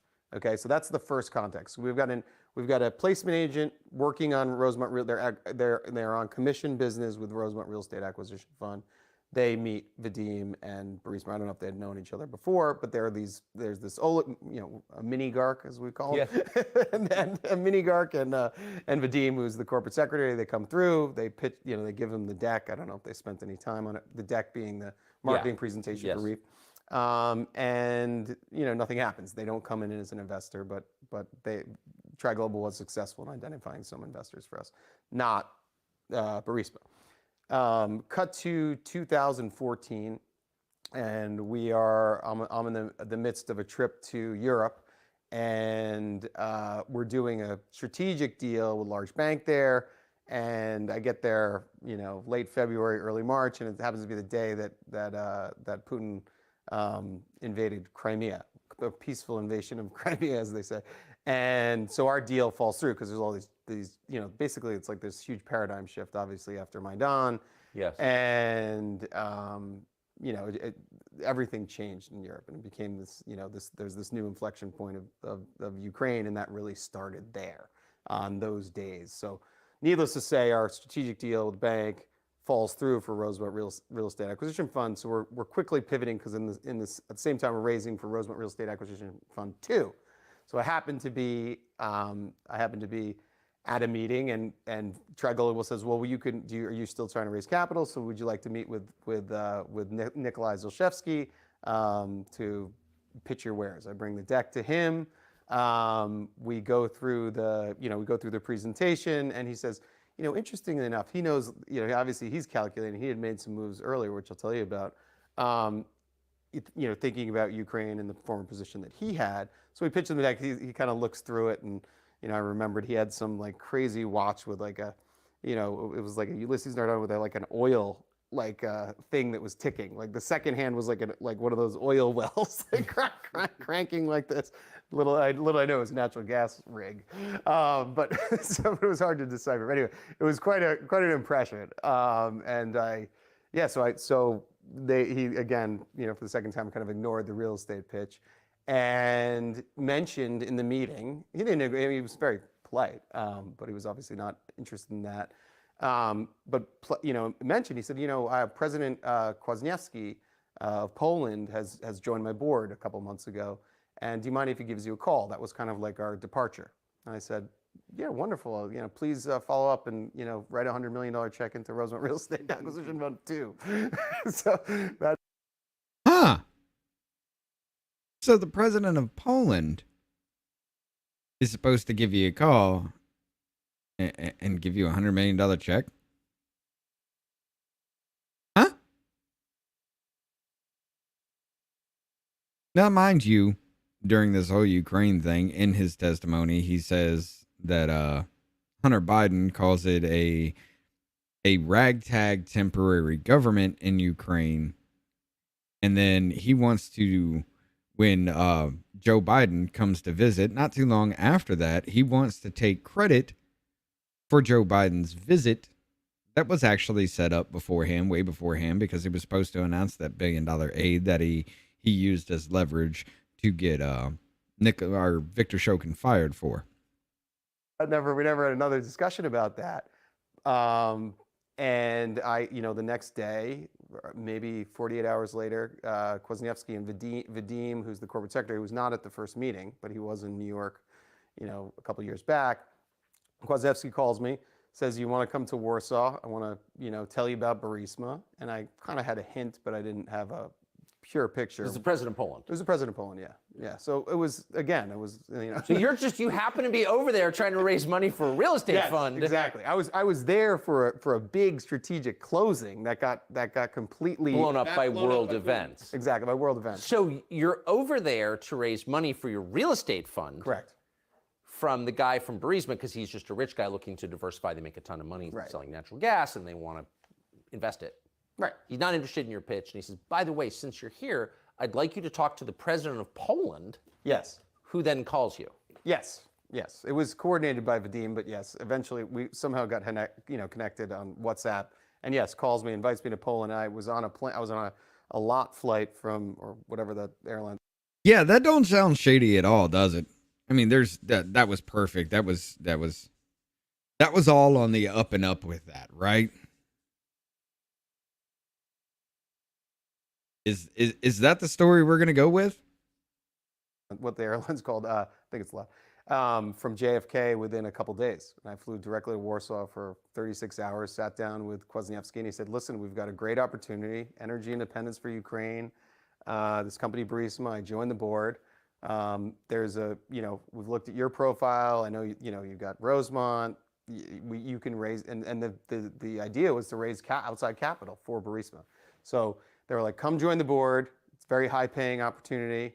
Wasn't, we didn't talk details on that in that particular meeting, but he's like, trust me, and there's a chance to build an equity position in this business, and this could be, the next Exxon of Ukraine or whatever. I think there's some discovery emails that talk about that. Yeah. So Well, why wouldn't it have been? I mean, it was a real company. exactly, real company, incredible management team, new age equipment. But why you? Why me? Because I was a bereaver. You're a true bereaver, huh? I was no. Why me? It was No, it's just interesting because Why you? Because you were friends with Hunter Biden, who had access to the vice president of the United States. And that was well known at the time. I mean, you're raising money for a real estate fund, but then the guy from the natural gas company says, talk to the president of Poland about joining the board of our natural gas company. They, Was Hunter Biden mentioned at all? Hunter Biden was not mentioned, though. I mean, I can't deny that they did some research about Rosemont Seneca Partners, but Because it just seems like he was not mentioned. It was not mentioned to me. it's a little, I mean, you sound like a very capable business operator, but Does he, not though? someone who specializes in the energy sector. No, I've had a diverse portfolio. Right. Well, now you know a lot about Now I energy. do, yeah. But then Right, agreed. I had one energy investment that we had made in Texas, but that's true. I was certainly not, by any stretch of the imagination, an expert in excavating natural gas. right. But the president of Poland is asking you to Yes. join the board. I mean, by the way, lots of weird things happen in life, but I just kind of suspect that maybe this was all about getting Hunter Biden involved. Yes. Because why would the president of Poland have him on his radar at all for natural gas investments when the dude had no idea about the energy sector at all? Come on now. Let's put 2 and 2 together to make 4. I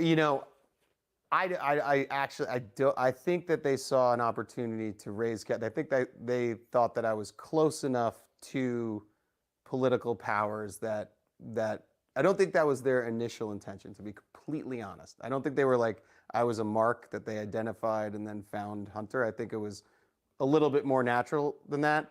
And at the end of the day, similar to kind of what happened in my fate, that, be careful what you wish for. Yeah.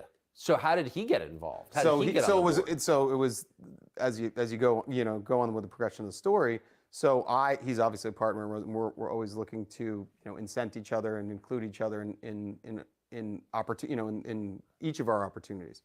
And what happened was I came back, I joined the board, or I started the process of joining the board. I did join the board. I think I was on the board in March of that year of 2014 was probably my first month there. And then I came back and Hunter was of counsel. And so what I did is I brought him on board, as counsel to legally represent the company and help them, and basically have a firm in DC that would look out for their best interests, or kind of their any kind of geopolitical. I'm sorry. No. You ain't gonna be able to get away with that, son.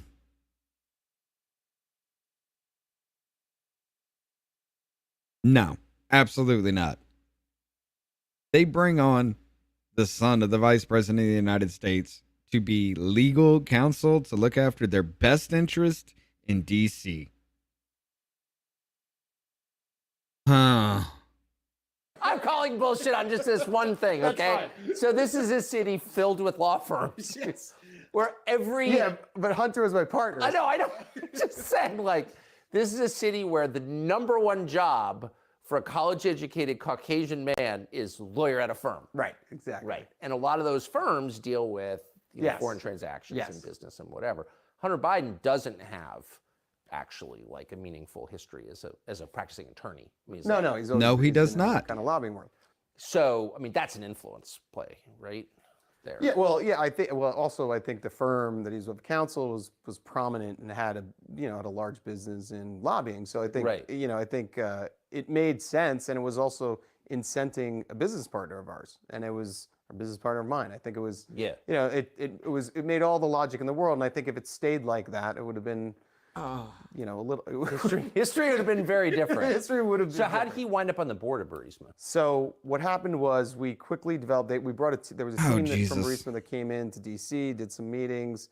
There was a kind of a lead practitioner on the law side that was brought in to be like the, Hunter was a relationship manager, and then there was like a lead for what things that needed to be done. We need to lobby Is for relationship manager, is that like a business card title?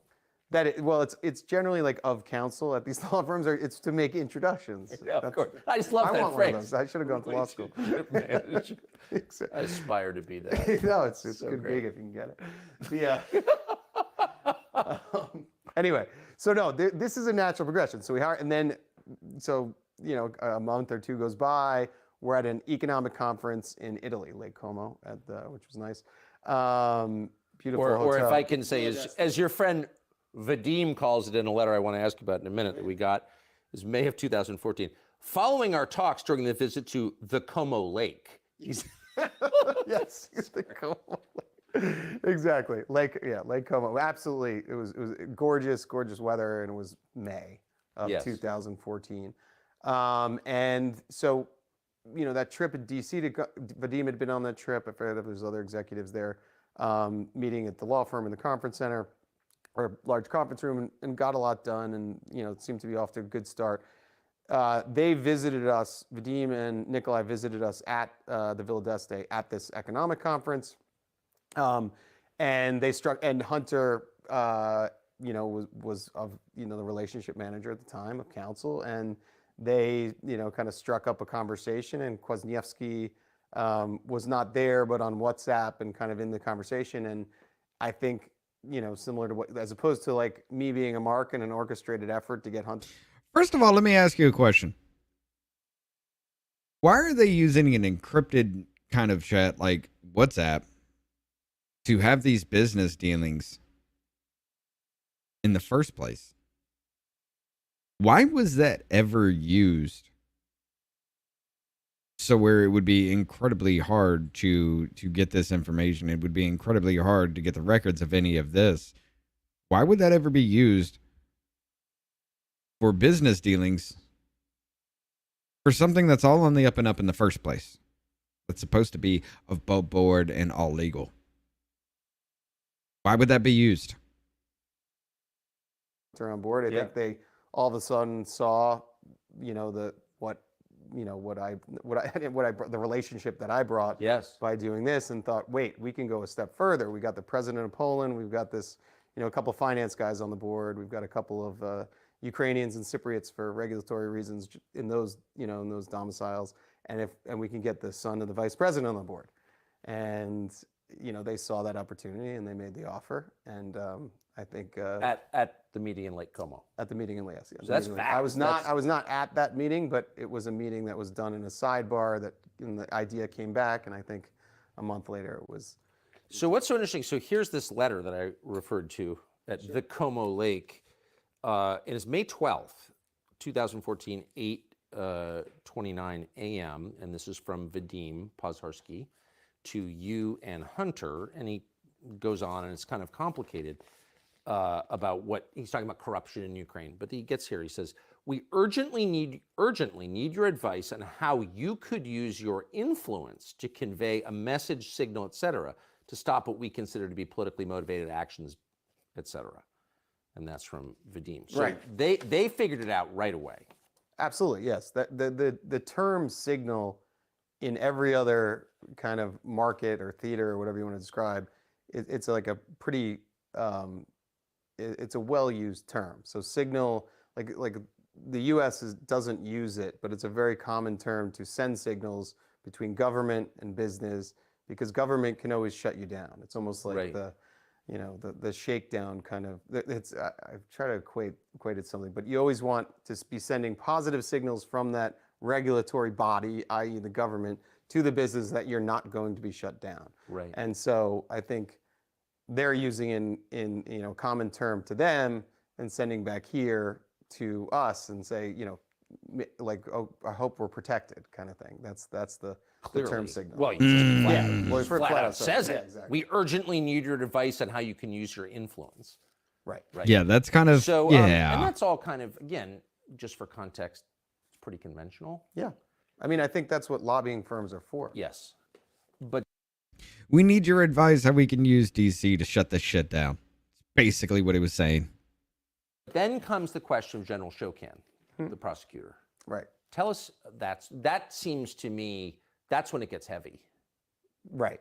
Okay. So what was that? So Shokin was I'm gonna get the dates wrong, but Shokin was he was the prosecutor, the head prosecutor in Ukraine, and he was taking a close look at Burisma. So maybe not so different from an attorney general. Right, but he was taking, but much more case active, I think. Right. An attorney general is more of like a manager of Right. people that handle cases, and they have their independence. But this guy's the law. He's like the law, yeah. So the buck stops with him. Hence, the signals are more important in Yes. countries outside the United States. So Shokin is taking a close look at Burisma. There were allegations that some of the deposits or some of the reserves were not authentically acquired or whatever it may Yes. be. And so those were like I think that was the genesis of the complaints. And there were always being in Ukraine and being in that part of the world, there was always kind of challenges that they were facing. They're from not being able to get a visa to money being tied up in London, and this was just another in a series of issues that law firms and strategic advisory firms were hired for to handle these kind of things, right? Yeah. So the Shokin case was, he was taking a look at Burisma, and there was a big push by European leaders, the Atlantic Council, et cetera, to fire Shokin because he was corrupt. Like it's hard to kind of decipher who's it's all. Can I just ask you, corrupt. just sidebar, like why would the Atlantic Council be getting involved They have, in Shokin well, I here? I mean, that's yeah. I mean, I think I don't. It's a good question. Why would they? Because maybe there was a lot of money laundering going on between not only the United States but other countries as well, and they were going after Viktor Shokin because he was looking into all the corruption in Burisma, and a lot of it was pointing back to Hunter Biden himself, who was the son of the vice president of the United States at that time. Could that have been an issue? I don't know on the Shokin piece. I mean, again, this is the lead prosecutor in Ukraine. right. So if Ukraine is actually a country, with sovereignty and not just a colony of, say, the neocons in the United States, like, why wouldn't they just let Ukraine deal with their own? Like, why would Western powers even get involved in who the chief prosecutor in Ukraine is? That's a question that I don't know. Yeah.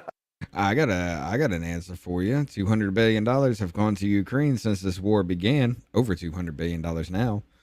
Only 30% of it reached the front lines. $400 million went into Zelensky's pocket. Their parliament voted to give every single one of them a 70% raise. And through various scandals that we have yet to figure out how, the money somehow flooded back to the politicians that voted yes to send them money. Kind of like the FTX scandal. That happened. I couldn't control myself. So, but within Burisma, Right. this Shokin was considered a threat to your business. Obviously. Shokin was considered a threat to the business. I think anyone in, again, you got to get the signals to the government. I think anyone in government was always a threat, and always trying to shake down these businesses that were highly successful and enriching the owners and the staff and the board and whatever. And so at the end of the day, Shokin was taking a look, and again, if I wasn't involved in Shokin or any of this, but he was a threat. He ended up seizing assets of Nikolai, a house, some cars, a couple properties, and Nikolai actually never went back to Ukraine after Shokin seized all of his assets. And the case was, I mean, and obviously this is all out there. The case was that Shokin, there was all this pressure to fire Shokin from this, the larger community, and then he was fired, and then somehow Burisma was let off the hook. I mean, that's what the story was. And Joe Biden, of course, was the driving force behind his firing. Yeah, he was involved in that. There's obviously video. Involved. I mean, Biden bragged at Council on Foreign Relations. They had $1 billion coming from IMF, and I said, if you don't fire this man, you're not getting them $1 billion. Right. Right. But it's I think on this one it certainly wasn't made clear to us at the board level, that was a favor to be done. The narrative, I don't know the narrative, and I don't want to lead anyone down that kind of path. That's what happened, because I don't know the narrative. But Joe Biden knew that his son was on the board of this company that was being hassled by the prosecutor whose firing he was calling for. Yes. Yeah. And this took place 3 years after he sent you a letter saying thanks for all the work you're doing with Hunter. So clearly he would know this would benefit the family. Yes. Right. I don't want to get it, but the narrative was that Shokin was already taken care of. That was the popular narrative. That's the only thing that he was already on his way out. Exactly. That was the narrative that was fed to the board. Okay, so you were told when Shokin got fired that it had nothing to do with it. No, we were told that was bad, and we don't want a new prosecutor. So Shokin was taken care of. So it's very, this is not like, checkers. This is multiple dimensions here. So a popular. This is like Connect 4. No, exactly. It's I think in this particular case, it's pretty high stakes and pretty sophisticated. So the narrative that I was told was that. That's just, I've said it under oath, and I'll say it again. That was the narrative. That was the narrative. Were you aware, do you have knowledge that Hunter spoke to his dad about Burisma? Do I have knowledge? Yes. Do you know that Hunter spoke to his dad about Burisma? Did you ever see them talk about it, hear them talk about it? No, I don't have knowledge of that, though I'd assume it. You would assume it. Right. I would assume it in a general sense of travel and that kind of thing. But on, I've told a lot of people in the past, there was not business content conversations. It was the idea of signals and influence. The prize is enough in speaking or hearing or knowing that you have that proximity to power. No one is so unsophisticated that's been in politics for 50 years that Hunter is going to talk about, the last quarter's, how many billion cubic meters of gas we pumped out of the ground. So you don't have to have the Vice President of the United States on the phone and literally say, we're going to give you political favors because you have my son sitting on your board. for any of this to make a connection in your brain. And if you have to have that as evidence, you are defending everything you are defending just because you want to pick sides on something and you want to defend your tribe, which is incredibly ridiculous. And the only way I can describe this kind of thing for people that make these arguments is you have the federal government bending you over, effing you in the A with no lube, and you're arguing who's the better rapist. It's ridiculous. So it's just, I think a lot of the narrative gets caught up on, over speculation of these conspiracy theories that are just not true. I think That's not the way it actually it just works. doesn't work like that. So it's enough to be sitting at a meal at Lake Como with your new Ukrainian friends, and wow, your dad happens to call. Let's put him on speaker. That would be that's. I think that's enough. That's the second most powerful man in the world. It's just how the world works. So there's been a lot of effort on the part of Republicans to prove money transfers from Hunter to Joe. Right. And then there's the other brother, Jimmy, who I'm going to ask about in a minute. But so far there are hints of it, but we haven't seen the direct transfer. But did you ever wonder when you were in the Biden orbit, like, how do they live so well? I mean, Hunter grew up at a huge house in Wilmington. The family had this very expensive beach house. And like, how do you do that on a politician's salary? We don't pay our politicians very much. Well, I think Hunter had a successful lobbying and advisory business. Sure, but these are his dad's houses. Right. Like, how does that, did you ever wonder, like, how do you do that? Well, at that question, I really only was under the kind of tenure at the Naval Observatory, so I knew the government was paying. We were paying for it. Yeah, no, of course, but like they had these other houses. Yeah, I was at Bo's house. I was at Hunter's house, but those were the houses. So that was not something that I often thought about. Put it that way. Okay. And it's just why? Interesting because you're coming from a non-political world on Long Island, middle-class world, and you wind up in, around all. Oh, yeah, that's right. You were making money hand over fist over this. You didn't care about how it was coming about. You didn't care about where it was coming from. You didn't care about the legality of it all. Money talks. These high flyers. Yeah. Right. I mean, and some of them don't have business jobs. They have political jobs, but they're living really, really well. Yeah. I thought the cost of living was lower and what. No, I don't. It is pretty remarkable. It's pretty beautiful, weird, right? Suburban place to live. And yeah, I mean, I think the money that's thrown around DC is significant. I mean, as far as lobbying contracts and legal contracts and all of the the bills that go out, and I mean, there's money flow. I mean, it certainly is. But it sticks to the people who live there. Like the money's supposed to go out to the whole continent. Right. Yeah, that's a bigger discussion. Doesn't interesting. So when Biden called for Shokin to be fired, right, very publicly, and then got it done, like, bam, right. What did you think? Again, the narrative.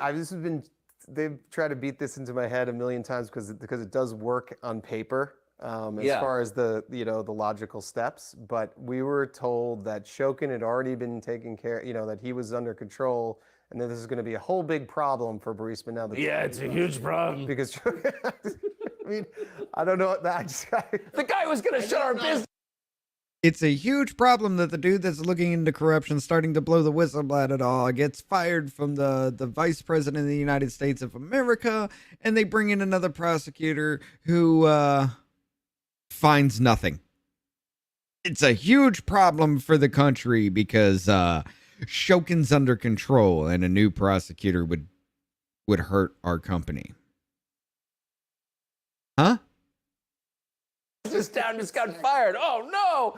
It's just what it was kind of pounded into our heads. Obviously, as I look back in the rear view, it doesn't paper as well, but it it looks like there was something. I'm asking you because you said at the outset, Well, first of all, that you liked Hunter, Absolutely. who was a Yeah. very likable. I can attest personally, a very likable guy, Absolutely. and but that you thought it was useful. He knows his way around Washington. His dad's vice president of the United States. All this stuff. It's all good, but that there was the Icarus problem. Right. That like if Wow, you there's a use those storm contexts brewing too around my much, area maybe right it now. hurts you. Maybe That you was get loud. burned by it. Did you feel that when Shokin got fired, like, ooh, maybe this is a little No, close to the sun here? no. On that one, I just was kind of listen. I was believing the narrative because we were in where I felt the Icarus was when when he announced we were in Doha. When one is. as one is running around with some of the royal family at another conference, and part of the benefits of actually doing the Rosemont Seneca partnership, you're getting access in these meetings. Anyway, long story short, we're in Doha, and they release some picture on the website that Hunter had joined the board, and that was that was like the tipping point where Icarus had arrived a little too close to the sun. Yeah. And the rest, and the rest of my story has, been a slow downward. Yeah, the trajectory changed at that It was point. like this, exactly. That was the Icarus moment. When I saw that release and I saw, it was the middle of night. Burisma that had released that? Burisma released it, didn't tell us, and it was like the most Googled news story like in the world for 18 hours. And Yeah. I was like, this is going to be a different Well, because world. to a civilian, you're thinking, okay, huge, super lucrative Eastern European Right, I natural thought it gas was company, incredible. sort of semi-employed kind of lawyer lobbyist from DC. Like, what is he doing on their board? Like, it just seemed, Right. yeah. Yeah. Yeah. And that it really, at the time, I was I didn't have, we didn't calculate the risk appropriately. And the rest is history. So whether or not Hunter convinced his dad to come out against Shokin, and there's debate, Right. it was very clear that the Burisma guys were hoping to leverage Hunter's relationship with the vice president, his father. Yes. At one point, they told Hunter to, quote, call his dad. Yeah, I think referencing the email that you put earlier, there was constant pressure to send signals, to leverage all of his dad included, but the Biden brand, all of the the DC insider and relationships to help Burisma survive. I think that's at the end of the day what we're talking about.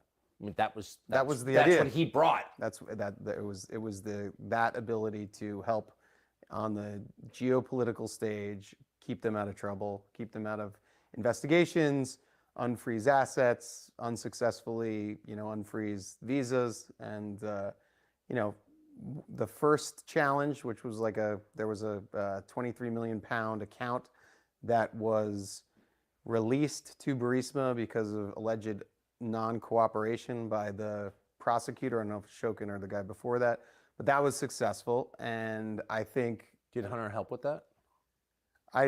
the perception of him being on the board probably provided a halo that helped with that, but no active, there was no active. But they were not consulting him on like pipeline construction or wellhead design. No. It was hiring lobbyists and law firms to and various like NGOs to help clear the path from regulatory roadblocks at the end of the day. When they asked him to call his dad, did he? I was not privy to the conversation directly, but they've asked, that was, Vadim met with his dad at dinner at Cafe Milano, a famous dinner at Cafe Milano. So, I did not listen to a particular call where they spoke, but I know that the request was made by Vadim a lot. There was also a point in his testimony where he says they walked away. They were sitting on piers, and Hunter and Vadim walked away while speaking with Joe Biden on the phone, and he couldn't hear what the conversation was because they were a good distance away. But Hunter Biden and Vadim were sitting on a phone call with Joe Biden. What were they talking about? It's kind of interesting when you read his testimony. It's kind of a thought-provoking segment right there where you're just like, So they walked away from him. They left him sitting there while they were on the phone with the Vice President of the United States so they could talk privately. Questionable at best. Or, I'm sorry, questionable at least, not at best. Vadim say to the vice president at that dinner at Cafe Milano? At dinner was, politics. I think there was a World Food Program element, weather, nothing specific to Burisma. But the idea was by having that relationship and by saying, I never took my medicine today. In Washington, that gives him Yes. SWAT. Yeah, I think at the end of that's the, the prize, or the, being able to have, whether it's on, speakerphone or in person, to have, that person in direct contact, whether you're talking about, weather or, politics or what have you, that's the important part. I don't think, there's no relevance in asking, the vice president about, the gas, Right. revenues or anything It's like that. It was enough. never, it's enough. And the prize is that contact and that access to power. What was the payment like from Burisma? Like, what did Hunter get? I mean, he yeah, famously made It was 83,000 a month. It was 80. Yeah, it was taken into a company. It was 283. Like, the contracts were around board seats, and then the kind of scope of work was him on the governance side, as we've talked about, and I was in, first to raise capital, but then after the Doha, Google situation where they announced him on the board, raising outside capital was out. So it became international expansion. So the payment was $2 million a year to one of our LLCs. There were other business activities that happened in that. We had to pay some of the Cap Intro guys that introduced us initially through the Rosemont Realty. So the payments were, and I think it's incredibly well documented. Initially, it was about $600,000-$700,000 a year. It built to about $1 million, and then it was, I think, less for the rest of his tenure. The second his father left the VP's office, it went down. I think that. Yes, it I did. think that happened. I think that I was long out of it by then, but I think So what about, I've been told that. What about gifts? And this is a part of the world where people give gifts, Right. And those gifts are a kind of non-taxable payment. You could argue. You could argue. $142,000 car. There were some birthday gifts. A watch. Just Timex kind of watch, or No, what was the watch? I believe it was a Hubolt. a Hubolt. I'm not actually sure. I shouldn't even say that, but I don't know. But I know there's a birthday gift. I've also been refreshed in my memory through the series of documents that have been put in front of me. Yeah, through your testimony to the Congress. It might have been. Yeah. Exactly. So a watch like that would cost, like, ballpark. $50,000 to $100,000. Yeah. So real gift. A real gift, meaningful. So you're working in Ukraine, and just based on our off-camera conversations, we're actually interested in the business. Absolutely. And it's kind of an interesting business, actually. It powers the world. So Right. yeah, It powers the world. And meaningful business. Yep. In your time in Ukraine, did you notice a lot of Americans running around from Washington, exerting influence over there? There was, you know what? I think obviously it's an important part of the world. I think for different factions of different opposing East-West types of views. So yes, there were a lot of Americans lobbying, USAID, State Department officials. Interesting. Because the picture you paint it doesn't sound like a sovereign country. It really does seem like a protectorate or something. Mm-hmm. Yeah, I wouldn't. And the protectorate might be an overstep, but yes, there is a lot of interest in Ukraine and who controls Ukraine, and that's it's a geopolitical conversation. That Did you ever see is right Toria in front of us. Nuland there? We definitely, or I never saw her in person. And why is there an interest in Ukraine? Well, let's see. Doesn't Ukraine separate NATO from Russia? Even though after the fall of the Soviet Union, NATO promised not another inch eastward, but still proceeded to move eastward by getting these nations into NATO. And isn't there a problem with Vladimir Putin saying that Ukraine entering NATO is a bad thing and he doesn't want it to happen because Ukraine literally means the borderlands. It's supposed to be the neutral zone between NATO and Russia. Yet you want to get Ukraine into NATO so you can set up weapons of war on the border of Russia. Yeah. Yeah, there's a huge problem there. But no, let's not talk about that because we need to wave our Ukrainian flags, ladies and gentlemen. We need to stand with Ukraine. Even though it is one of the most corrupt countries, there is a hell of a lot of money laundering going on there. And we have even put in Zelensky as a puppet fucking president. We did that. Yeah. We stand with Ukraine, right? You want to take away our guns here, but you praise the citizens of Ukraine taking up arms. Shit. Person, but she was definitely, I think that was her in her scope, in her theater. Did she have a lot of influence in Ukraine? Was it? She did, yeah, she did. She was. It was constantly trying to curry favor with her. She was one that you wanted on your good side, as I remember. I don't remember the specifics, whether it was, there were some issues with one of the ambassadors mentioned Burisma as corrupt at some point, and that was a big thing. And there was like a big effort to try and redact that. I think there was some lobbying done to her or with her, but Did it get done? No, obviously Burisma. I think Nikolai, who came to New York and ate at Cat's Deli back in 2012, looking at the real estate pitch, ended up in Cyprus. I think he's still there. So no, nothing ever worked with that. Though I do believe that at the end of the day, Burisma wouldn't have stayed in business so long, if Hunter was not on the board. So they got some their years. money back. I think they got some years. Why did you leave? I left in something completely unrelated. Because you got in trouble with another company. Correct. Exactly. And so you got off the board, but Hunter stayed on. Hunter stayed on, yeah. How long did you remain in business with him? After we had the issue with that other company. Yes, I am. It was. What's up, Mark? I was no longer in business With him? with him.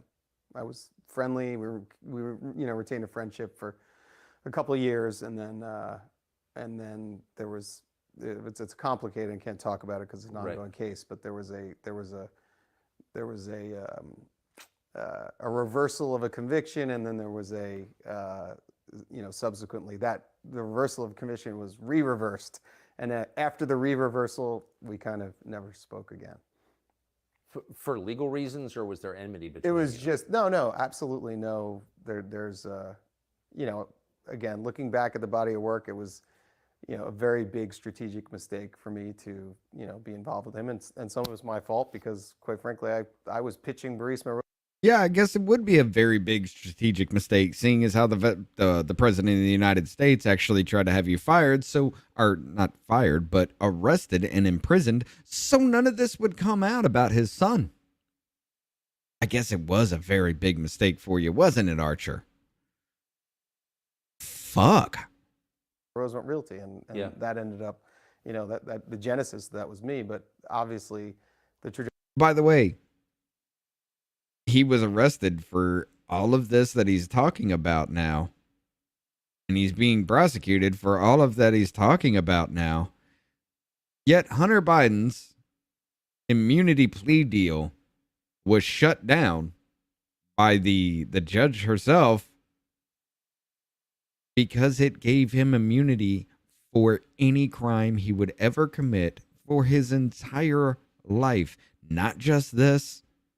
Not just the tax problems, not just the gun problem, for any reason ever until the dude died. This dude will probably go to prison, probably for the rest of his life for this. And they wanted to give Hunter Biden immunity for anything he would ever do and has ever done. Interesting how that works out, huh? Trajectory of my life would have been far different, and arguably far better if I've never met him. And you didn't make that much money from No. Burisma. No, I think it was, I mean, relative to the world, yes, it was a lot of money. Relative to my middle-class upbringing, it was a ton of money. But it wasn't life-changing money, and it was quickly exhausted on legal bills. Yeah. So how have you, what's interesting in this conversation is you're very sympathetic to Hunter Biden, the person, like you like him. You still Right. say you like him. Absolutely. You His work- children, I mean, I've been to their lacrosse games. Yeah. It's a good family, and they, they've got a great relationship, father and son, speak every day. It's a good family? Isn't there something in Ashley Biden's diary about her taking a shower with her father while she was a young teenager? Isn't there a lot of red flags that follow this family, but you say it's a good family? Good family, aside from the corruption. Yeah. I witnessed that for 10 years. So, and you're not, I mean, you work for John Kerry for president, so Right. you're obviously not Right. a I partisan. was a volunteer, but Yeah, but you're not a partisan actor. I think it's fair to say you're not No, grinding not at all. political axe absolutely not. here. How have you been treated by well, you obviously are a Democrat or were a Democrat most of your life anyway. Well, I was never registered Democrat. I was registered independent, but just for the record. But I have been treated by, the treatment seems to be the treatment of just getting out ahead of this and speaking the truth and just retelling my story. That a lot of people seem to be interested. A lot of the negativity seems to come anonymously. Obviously there's murmurs of different folks saying different things, but the threats and stuff like that seem to come from whether they're AI bots or people in a basement in Cleveland. Not to pick on Cleveland, but Probably Cleveland, though, yeah. It might be. Yeah. Yeah, Cleveland. I can't kind of pinpoint it, but it is definitely a bit of a scary time.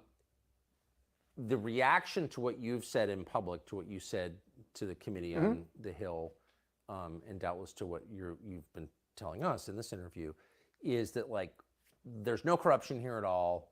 This is totally normal. Joe Biden had no role whatsoever in his son's business or knowledge of it.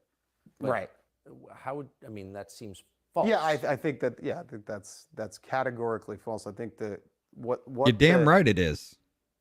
He was aware of Hunter's business. He met with Hunter's business partners. You found a letter that illustrates that he knew me. And he's thanking you. He's thanking you for his efforts. So I think that was, I for think your efforts. Yeah. Yeah, I think that. Yeah, I it's get them a, too. That's not factually right. Off label gets them. My But channel gets in them. the same breath, there's no. I don't think Joe Biden's looked at a balance sheet or a cap table or what have you, or any financial document, probably ever. Yeah. So there Done was pretty well for not looking at. Oh yeah, there's been a lot of. So who's Jimmy? Hold on, Mark. There has been a lot of weirdness and questionability that has gone on, especially with live streams and videos and things like that, with anything that has to do with this. Like this specifically, this Devon Archer thing, talking about the Hunter Biden corruption. There has been a lot of talk from people, from live streams down to videos. And of course, videos get demonetized as soon as they're put up for this kind of thing. Most people actually have to go through the process of trying to get it monetized before they even put it on, like make it go live or anything like that. I know of, I'm going to say 3 prominent people. I'm not going to go any further or give away any names or anything like that. But I know of 3 prominent people that their entire channel has been under attack for even talking about this kind of thing from YouTube themselves. So yes, there's a lot of that going on. Biden, his brother. Jimmy Biden, his brother, that's Joe, the president's brother. Yeah. And he really picked up, And post Twitter. my, issues, and worked with him, in business that he got into in China and Romania, kind of after my tenure with Rosemont Seneca Partners. I am waiting for the whole YouTube thing to drop there because there's going to be a lot of people that are pissed off when that comes around. a lot of people are going to be, I think that's going to be a huge, huge problem. And a lot of lawsuits are going to come out as soon as it's known that YouTube got involved and there's evidence of it other than somebody's speculation. Now, we know it happened. We know it was a thing. YouTube was shutting down people who talked about the vaccine. I even took a hit on my channel because of that. YouTube was striking down anybody that talked about the election, the 2020 election only. Because if you talked about anything else, of course, that stayed up. It was only the 2020 election. YouTube took down and demonetized or even struck channels for talking about Eliza Blue. Like, what does that have to do with anything? So, yeah, there's a lot going on there. And as soon as YouTube gets hit with all that, that's going to be a firestorm that's going to be fun to go through. But I think he probably filled some void of, companionship and, business companionship, in the years after I was, basically. Did you ever spend time with him? Not a lot. 3 or 4 times. 3 or 4 times. So he ran, there's not a lot written about him. He ran a nightclub for a while. And Rumble is going to enjoy the perks of all that. I guarantee it. Your sense that he had a high degree of business acumen? He was always willing to. He was always willing. I have no real opinion about Jimmy, quite frankly. I know he likes Diet Mountain Dew. That's Diet Mountain Dew. Yeah, I'm a big Diet Mountain Dew guy. But I never did a business deal with him. I socially interacted. Yes, with Mark, him that did on happen. very few occasions. But did you think it's a little weird? So here's Hunter Biden, and here's the brother Jimmy with the Diet Mountain Dew. Like, what is this exactly? This Biden brand? What is the business? What is as a whole? I mean, what is the business? It's a diverse portfolio of opportunity. It's a diverse portfolio of opportunity. Yes. Hunter and Jimmy. Well, obviously, I mean, you've seen again, I keep referring to the rearview mirror. I mean, the portfolio has, exhausted, and Hunter's on to better things. So he's an artist. He is an artist, yes. And I'm not gonna offer any reviews of his work.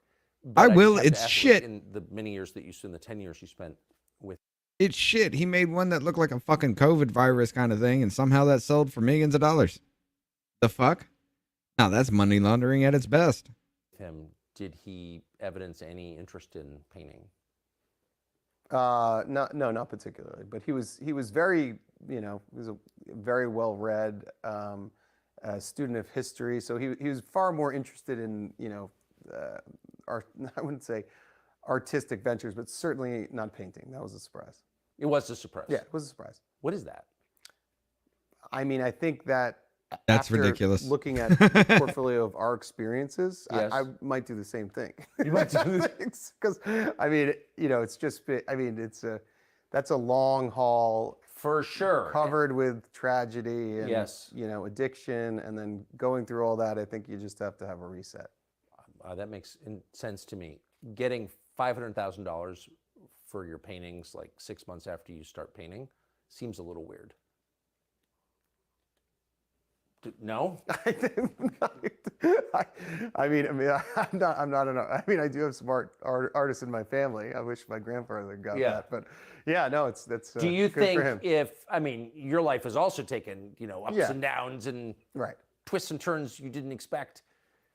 If you decided like in 6 months to start painting, do you think that you could get $500,000 a painting? Hell no. I don't know. It depends on how this show goes. Do you think that's? Yeah, it's getting a little weird at this point now. Yeah. Open to you and your diverse portfolio. That's really why I'm here. To pitch your painting. Exactly. So I'm starting a lot since the laptop came out. What do you think of that, by the way? The laptop? Yeah. Were you shocked by that? That was not great. Yeah, that was obviously I'm. Oh, not great. That's in the not great category. This is not great. Great. Yeah, that was a real bummer, I guess. Yeah. In the not great category. What did I think about it? I mean, it was an absolute shock. I feel like he knows a lot more about that than he's leading on to believe. Kind of nightmare that I've been living for the last. Did he call 8 you years. when that came out? No. Yeah. No, he did not. Ooh. No. Because you're obviously on it. Yeah, no, extensively. Yeah. Yes, not visually, but Right. Right. Not a single naked picture of you on that there's laptop. not. Thank Which- heavens. which- The yeah, all over it, and it's just led to just incessant and never-ending media fodder that brings me back in. And last question. A lot has been written about his drug and alcohol problems, and the laptop is a visual record of those. right. How did they affect your relationship with him? Well, it was he was for the initial part of our the tenure of our relationship and business partnership. It was he was sober, so there was no wasn't a part of our it wasn't part of our relationship. And then I think there's some tragedy that fell upon him with his brother, and coming from an early past of tragedy. Things got hard mentally, and he slipped back in, and obviously that created some chaos, but that was created less effective kind of business decisions. Now, Burisma was already started, so that moment, that tipping point, had already happened at the end of the day, where the downhill spiral started, and I think a lot of those pressures of the media also contributed to it. But you're tethered to this guy in business, right? And then he Yes. starts to fall apart. Right, and it was not. Yes, it was not a. He made a lot of efforts to repair and go to rehab and get better. And then I again through another business that we're involved in was kind of taken out, and then so I didn't go through the actual kind of full downward spiral and then rebirth. Only You said from you were afar. taken out. Do you think you were taken out? No, I can't comment on that. It's an ongoing case. So. Probably not out of the realm of possibility, one suspects. Devon Archer, thank you for spending all this time. Thank you so much. Appreciate it. Really appreciate it. Yeah, just kind of like there wasn't a lot of new information that came out, especially when we actually read the transcript. There's a lot more in the transcript that was talked about that paints a lot more corrupt picture. And of course, once you start reading Dan Goldman's whole part of that, you can really tell that asshole lied. You can straight up tell that asshole lied. But yeah, we got one more thing on deck for you guys here. Go over here now because of all the what am I thinking? The indictments and everything. Of course, Trump being Trump.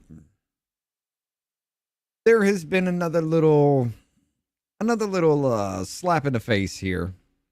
Judge Chutkan, who has been the hardest the hardest judge on anybody from the January 6th trials, and if anybody has ever looked up into anything of that, it would piss you off. She's also openly spoke about how much she hates Trump. She's been very vocal about it. So you give this judge this case. It's a little weird. It's it's not weird. We know what's going on with it. But yeah, Judge Chutkan gives Donald Trump new deadline after Truth Social threat. Now this is stupid. It really is. Get out of here. U.S. District Court Judge Tanya Chutkan on Sunday issued a new deadline for former President Donald Trump to respond to Special Counsel Jack Smith's request for protective order as the Department of Justice seeks to safeguard evidence and rein in Trump's public comments. So you were trying like hell to censor the man. On Tuesday, the Department of Justice issued its latest indictment against Trump, charging him with 4 counts, including conspiracy to defraud the United States, conspiracy to obstruct an official proceeding, obstruction of an attempt to obstruct an official proceeding, obstruction of an attempt to obstruct a official proceeding. Like that, okay. Just because the dude farted, I guess. And conspiracy against rights. Oh, conspiracy against rights. You mean like the Biden administration trying to silence the American people? You mean like him trying to take the lockdowns and everything? How you literally put people in homes and they didn't have to pay their rent because of a lockdown? Yeah, you took away those landlords' rights, didn't you? You have violated every single one of the first 10 amendments of the United States Constitution, but nothing about that. Interesting. The indictment came down after months of speculation over whether he would be indicted over January 6, 2021 Capitol riot. Wait, isn't it an insurrection? Didn't we hear that for years? Oh, yeah, that's right. That changed. All of that changed when, what's his name? Ray Epps said he was going to be charged for that. Then it turned in from insurrection into riot and protest and demonstrations and all that. It changed the language, which saw a mob of his supporters allegedly motivated by his unfounded. I'm gonna remove the framing of all this for you guys. Which saw a mob of his supporters allegedly motivated by his claims of voter fraud okay, let's go away from violently there, because May 29th, 2020, May 29th, 2020 was worse. Protests at the Capitol building in a failed effort to block President Biden's Electoral College certification. During an arraignment hearing in Washington, D.C. on Thursday, Trump pleaded not guilty to the 4 felony charges. Meanwhile, approximately 24 hours later, the former president posted the following on Truth Social and his social media platforms. If you go after me, I'm coming after you. Oh, that's a threat, right? What about the threat of Joe Biden saying you're going to need F-15s and nukes if you want to take on the government? What about that? What about his extreme MAGA Republican speeches? What about the threat of white supremacy every time he opens his mouth? We're not going to talk about those threats, right? We're not going to talk about how he threatened to nuke the people of the United States if they stood up against the federal government. Let's not talk about any of that. We can't talk about any of that, ladies and gentlemen. That's not a thing. Those aren't threats. He's just being presidential.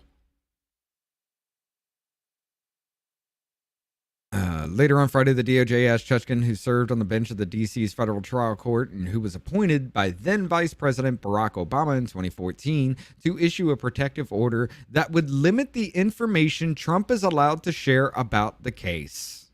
The True Social post was included as part of the DOJ's submission to the court. So you want to limit the amount of information this man has to make his case of not guilty. Sounds a lot like the E. Jean Carroll case, where Judge Kaplan told Joe Tacopina multiple times, you can't make your case, move on from your point. Sounds a lot like that's already happening even before they hit court. In a Saturday filing, Chechkin wrote, it is hereby ordered that by 5 p.m. on August 7th, 2023, defendants shall file a response to the government's 10 motion for protective order, stating that defendants' position on the motion. Trump's lawyers then responded on Saturday asking for an extension to file a response to the motion for protective order on from Monday, August 7th to August 10th to ensure counsel has adequate time to prepare for fulsome response. Additionally, a brief extension would provide time for parties to meaningfully confer and potentially resolve this dispute without court intervention. Without doubt, discovery in this case will be extensive and likely present numerous complex issues. For that reason, it is essential to structure the parties' discussions in a methodical and ideally cooperative manner, Trump's lawyers wrote in the court filing. Chutkan also had a history with Trump, issuing a ruling against him nearly 2 years ago. In November of 2021, the former president lost a bid to withhold documents from the House Select Committee that was investigating the events of January 6. Trump had sued Representative Benny Thompson, the chair committee at the time, in an effort to prevent the panel from accessing documents in the National Archives. Trump claimed those documents were covered by executive privilege, but Chutkan ruled against him. Of course, because anything to make this man a demon. But yet we're not going to let this man prove anything other than what we want you to believe. That's it. In her opinion, Chutkan wrote that Trump's executive authority exists in perpetuity and that presidents are not kings and the plaintiff is not president.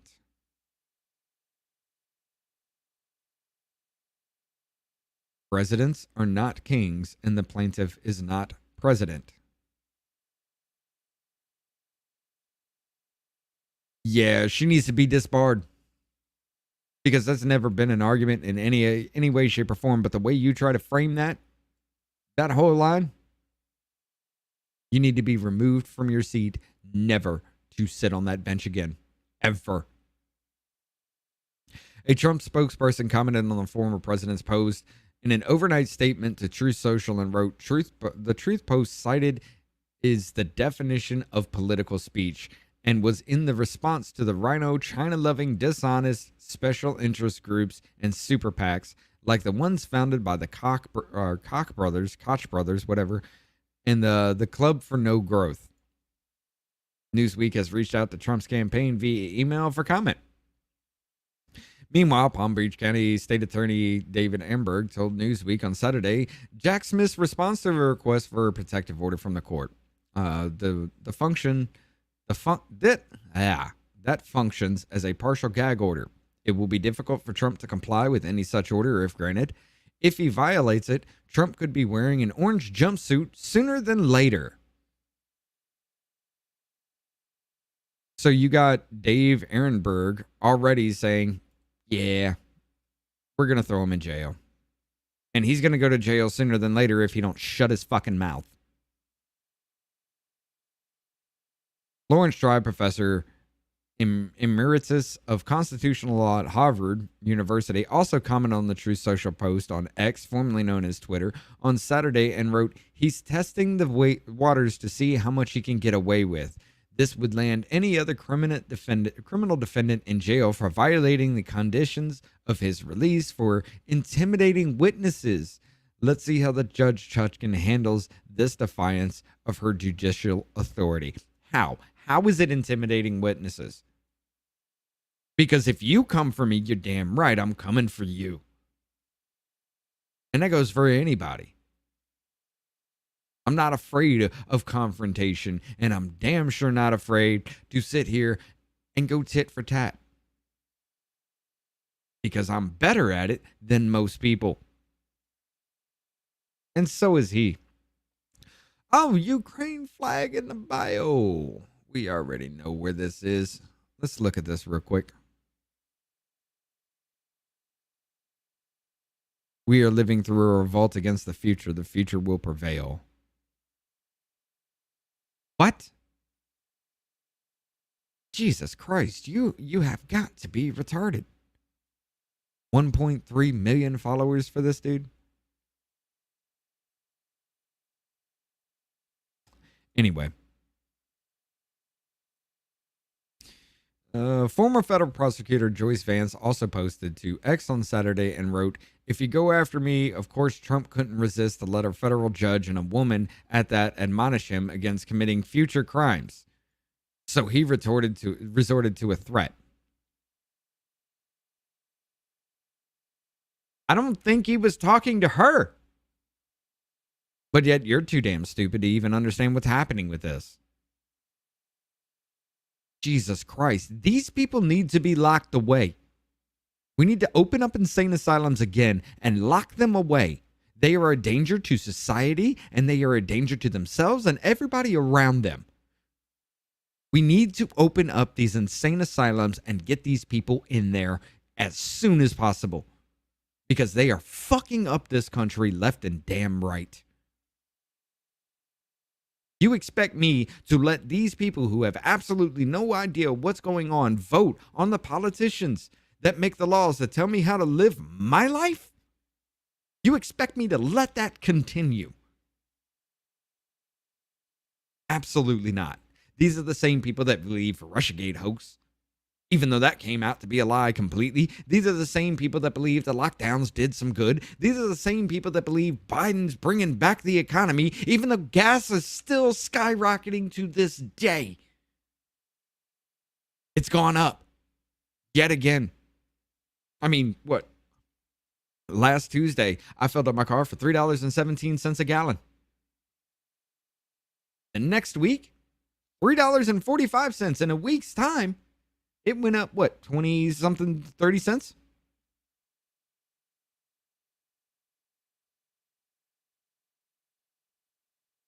Attorney and legal scholar Jonathan Turley posted on Saturday, in part, the existential threat of those cases has not reduced Trump's exclamatory statements. He is also reinforcing the Smith's narrative with these postings. He is still firing on all caps, and his lawyers prepared to ask the court for a dismissal. I think you were taking everything out of context to sit there and literally just try to throw everything at the wall and make it stick. Except for, here's the problem. You were using dry spaghetti, not cooked spaghetti, asshole. Well, in her federal role, Chutkan had become known as the top punisher for all D.C. judges. The top punisher of all D.C. judges presiding over January 6 cases. Chutkan was featured in an Associated Press article last June that was titled, "In January 6 cases, one judge stands out as the toughest punisher," and was found to be more than likely to recommend jail time for convicted Capitol rioters, I thought they were insurrectionists, than her colleagues, according to the AP. The AP's article also said that Chutkan has consistently taken the hardest line against January 6 defendants of any judge serving the Washington's federal trial court, adding that she has even imposed tougher sentences than the DOJ has recommended. I guarantee everything that has come out about January 6, every single person that has been put in jail for any offense for January 6th, I don't care what it is, they better be released. I don't care. You're going to sit there and tell me that multiple federal agents and multiple federal informants were sitting there instigating everything, breaking down, telling people to go into the Capitol. There were Capitol police that were pulling people into the Capitol. All that went down. You killed Ashley Babbitt. All because, for what reason? Let's see. Nancy Pelosi and Muriel Bowser stopped the 20,000 National Guard troops that were supposed to be there because of optics. Then Nancy Pelosi has her daughter on that very day recording all of that for some historical event that has happened, 45 other times beforehand? And then she goes on to say in that this is her moment. She's been waiting for this moment. She's going to punch him in the face. What about the DNC and RNC pipe bombers? What about that? Do we know anything about that? You know, the same incident that had AOC evacuated from her office that was a block away from the Capitol. The whole, she's hiding in her bathroom and a Capitol police officer comes up. Where is she? Where is she? I felt like I was going to be raped. And then she went on to say Ted Cruz wanted to have her murdered. That happened an hour before everything, but somehow, she's able to still sit there and run her little cocksucker. Not to mention the fact that, fuck. Ray Epps for 3 damn years, almost 3 years, is just now looking to be charged? Even though the dude's been on camera multiple times inciting everything. When we go into the Capitol, we need to go into the Capitol. We need to do this. Whispers in the dude's ear, and the dude breaks down the barricades and he follows the whole crowd in. But yet everybody else was charged and he was protected. He was on the the FBI's most wanted list, and then somehow disappeared from that list. For what reason? He was protected, but everybody else wasn't. The only good that has come out of this so far is the whole that weird dude, the QAnon shaman, was released because Tucker Carlson brought out that video of him being escorted around the building. Yet everybody else is still sitting in prison for something the federal government allowed to happen, wanted to happen, and coordinated to happen. Because as a matter of fact, in Ray Epps' own testimony, he said he helped orchestrate. And by orchestrate, he helped people get there. Right. Like we believe that. But yet we don't want to talk about May 29th, 2020, where BLM and Antifa were rioting in D.C., burning the place to the ground, trying to burn down the White House, made the president go into the bunker for a credible threat on his life for that. They torched the church next door, set that on fire. They put out that fire, and he gasses the crowd so he could take a picture of him holding a Bible upside down. Come the fuck on. If y'all don't see what's happening right now, there ain't no point in this anymore. You're lost. And there's no reason why I need to be nice to anybody that doesn't understand this. There's no reason why I need to sit here and calmly talk to you and not insult the hell out of any of you. There is no reason why I need to play nice with the same people that wanted me to die because I wasn't vaccinated. There is no reason on earth why I need to play nice and pretend that you are a decent citizen and you are not a credible threat to my life after everything that has happened in the past 3 years. Absolutely not. Now, I'm so fucking sick and tired of this shit. I really am. I am so sick and tired of every single person in this country having the ability to vote for the people that make the laws that tell me how to live my life when they have absolutely no idea what the 3 branches of government is or how it works or even can cite anything within a Constitution of the United States of America. I am sick of it. We need voter reform, and this shit needs to stop. Every bit of it. I'll leave y'all with that. Y'all have a good night, and we'll see you again very soon.